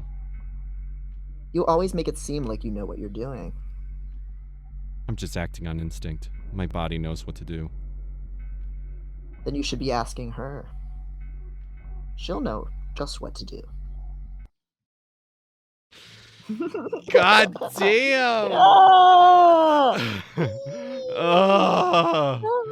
I love how they took, I can't remember which character was the bitchy character in We Know the Devil. Can't remember what her planet was, Neptune. Like, yeah. Oh this is yeah. like, Pluto is very Neptune.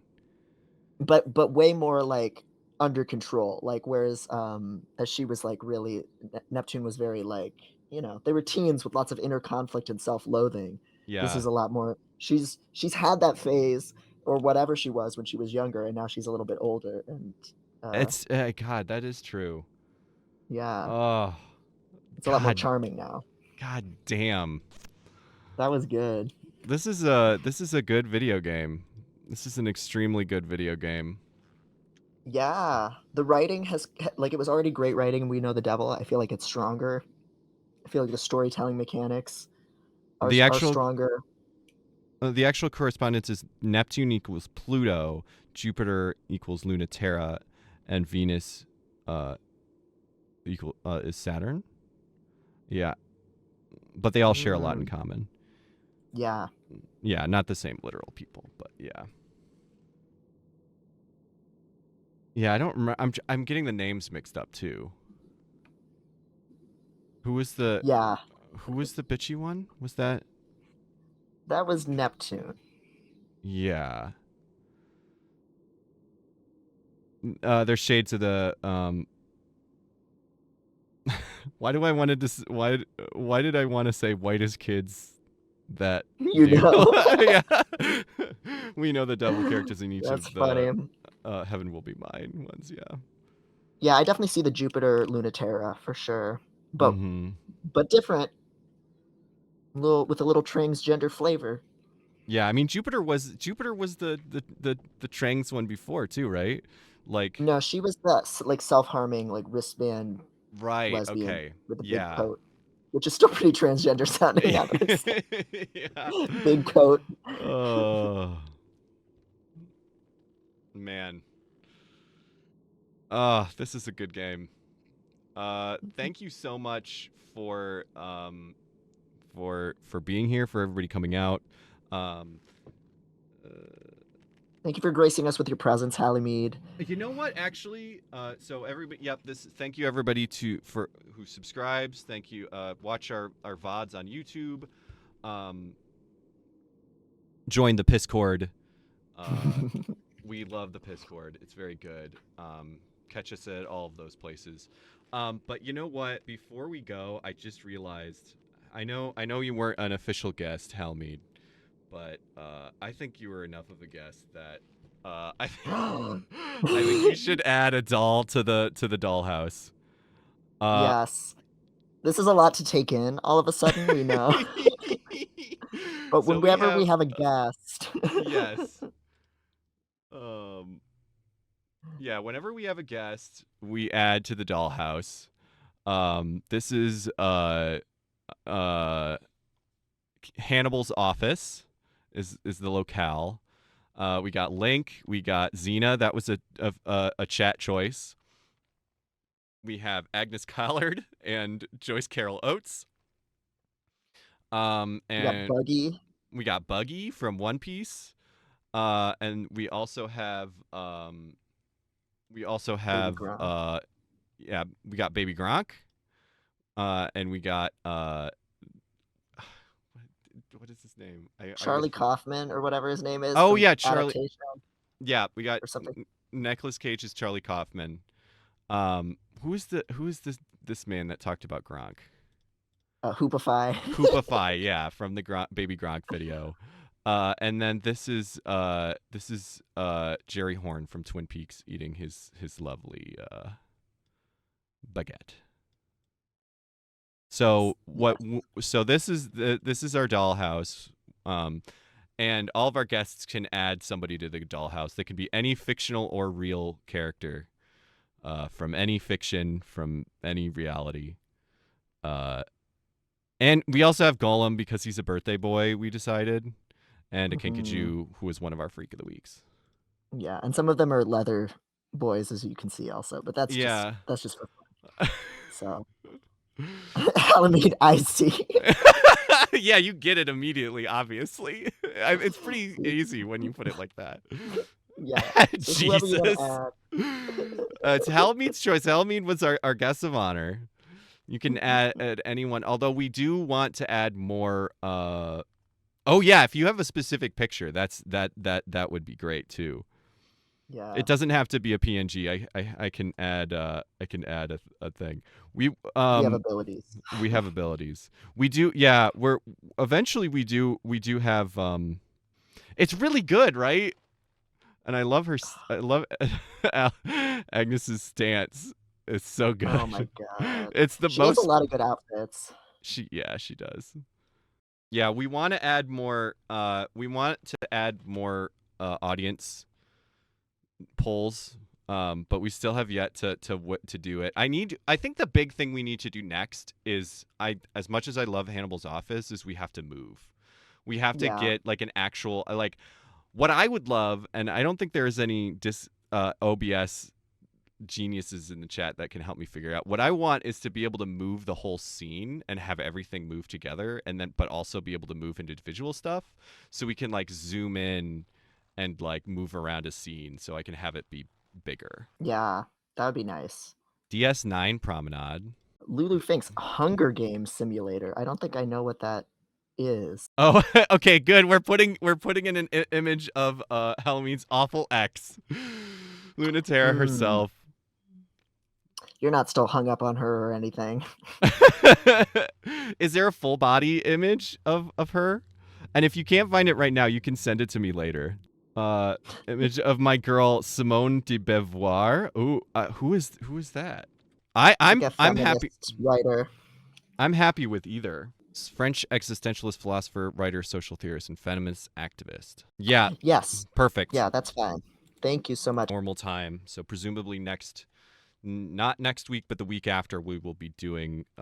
Yep, I know we're not allowed to go on break. You guys tell all of your friends about this show, and make them sub, and then when we have 10,000 subscribers, I'll quit my job and then we can stream more. Yeah, exactly. What? Oh, I forgot. How much? Were we gonna do 3,000 subscribers, and then we were gonna do a ChatterBait stream where we like rate porn? Is that what it was? Oh, Where we I mean, watch I think porn? I said I would do that at any time. I know. I think you said 1,000, and I was like, let's wait, because I feel like we need to get them. Yeah, we need an incentive. Artistic bump. No, I don't want them to know about this. No, Lulu thinks we're talking about we're gonna go on ChatterBait. We're gonna do this show on ChatterBait, and then show porn and rate porn. But I think we need more people because we've got a healthy amount of people here, but not most of them won't come. So I mean, most of them won't come. Most of them are on antidepressants and can't come.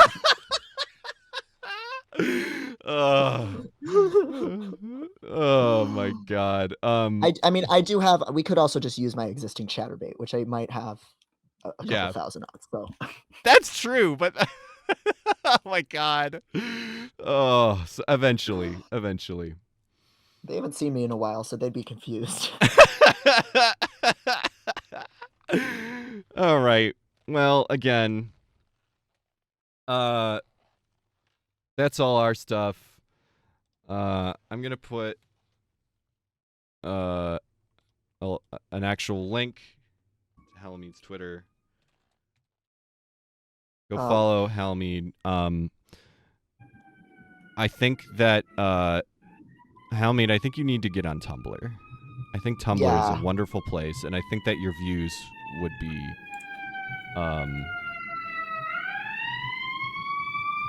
welcomed there.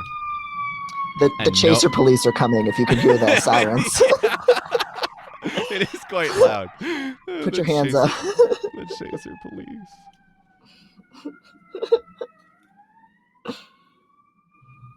Looking for subs who can come. We will be talking about crimes. That's sex to me. I lied. We're not having sex. Now let me tell you about these crimes tweets. I am law-abiding. I will gladly allow them to arrest me. I will go to jail for trans. You're so good. So good. Oh my god. Halimede MF on Twitter. Thank you again. And thank you again for all of you. Do you know who Trans Riot Music is? Is that one of your I think friends? that might be oh yeah, that's Free 99. I guess they must have changed that. Yeah, that is absolutely perfect. If you haven't heard Free 99, just incredible trans led band. Yes, thank you so much, Halimede. Go save the other transes. We can't. This one trans woman is not. You need to spread your love. Mm-hmm. Thank you again, and for everyone else, we'll send you over to Free 99. They got fucking banned from Twitter, so which is where they had a lot of their social clout. So go give them a follow. Go listen to their music. Yeah, they're making some music right now, doing some production. Yeah, thank you so much for everybody who was here for the game. Yeah, really glad to have you. Fun. That was a lot of fun. Yeah, it'll be fun to finish. Absolutely. All right. Bye, friends. Bye.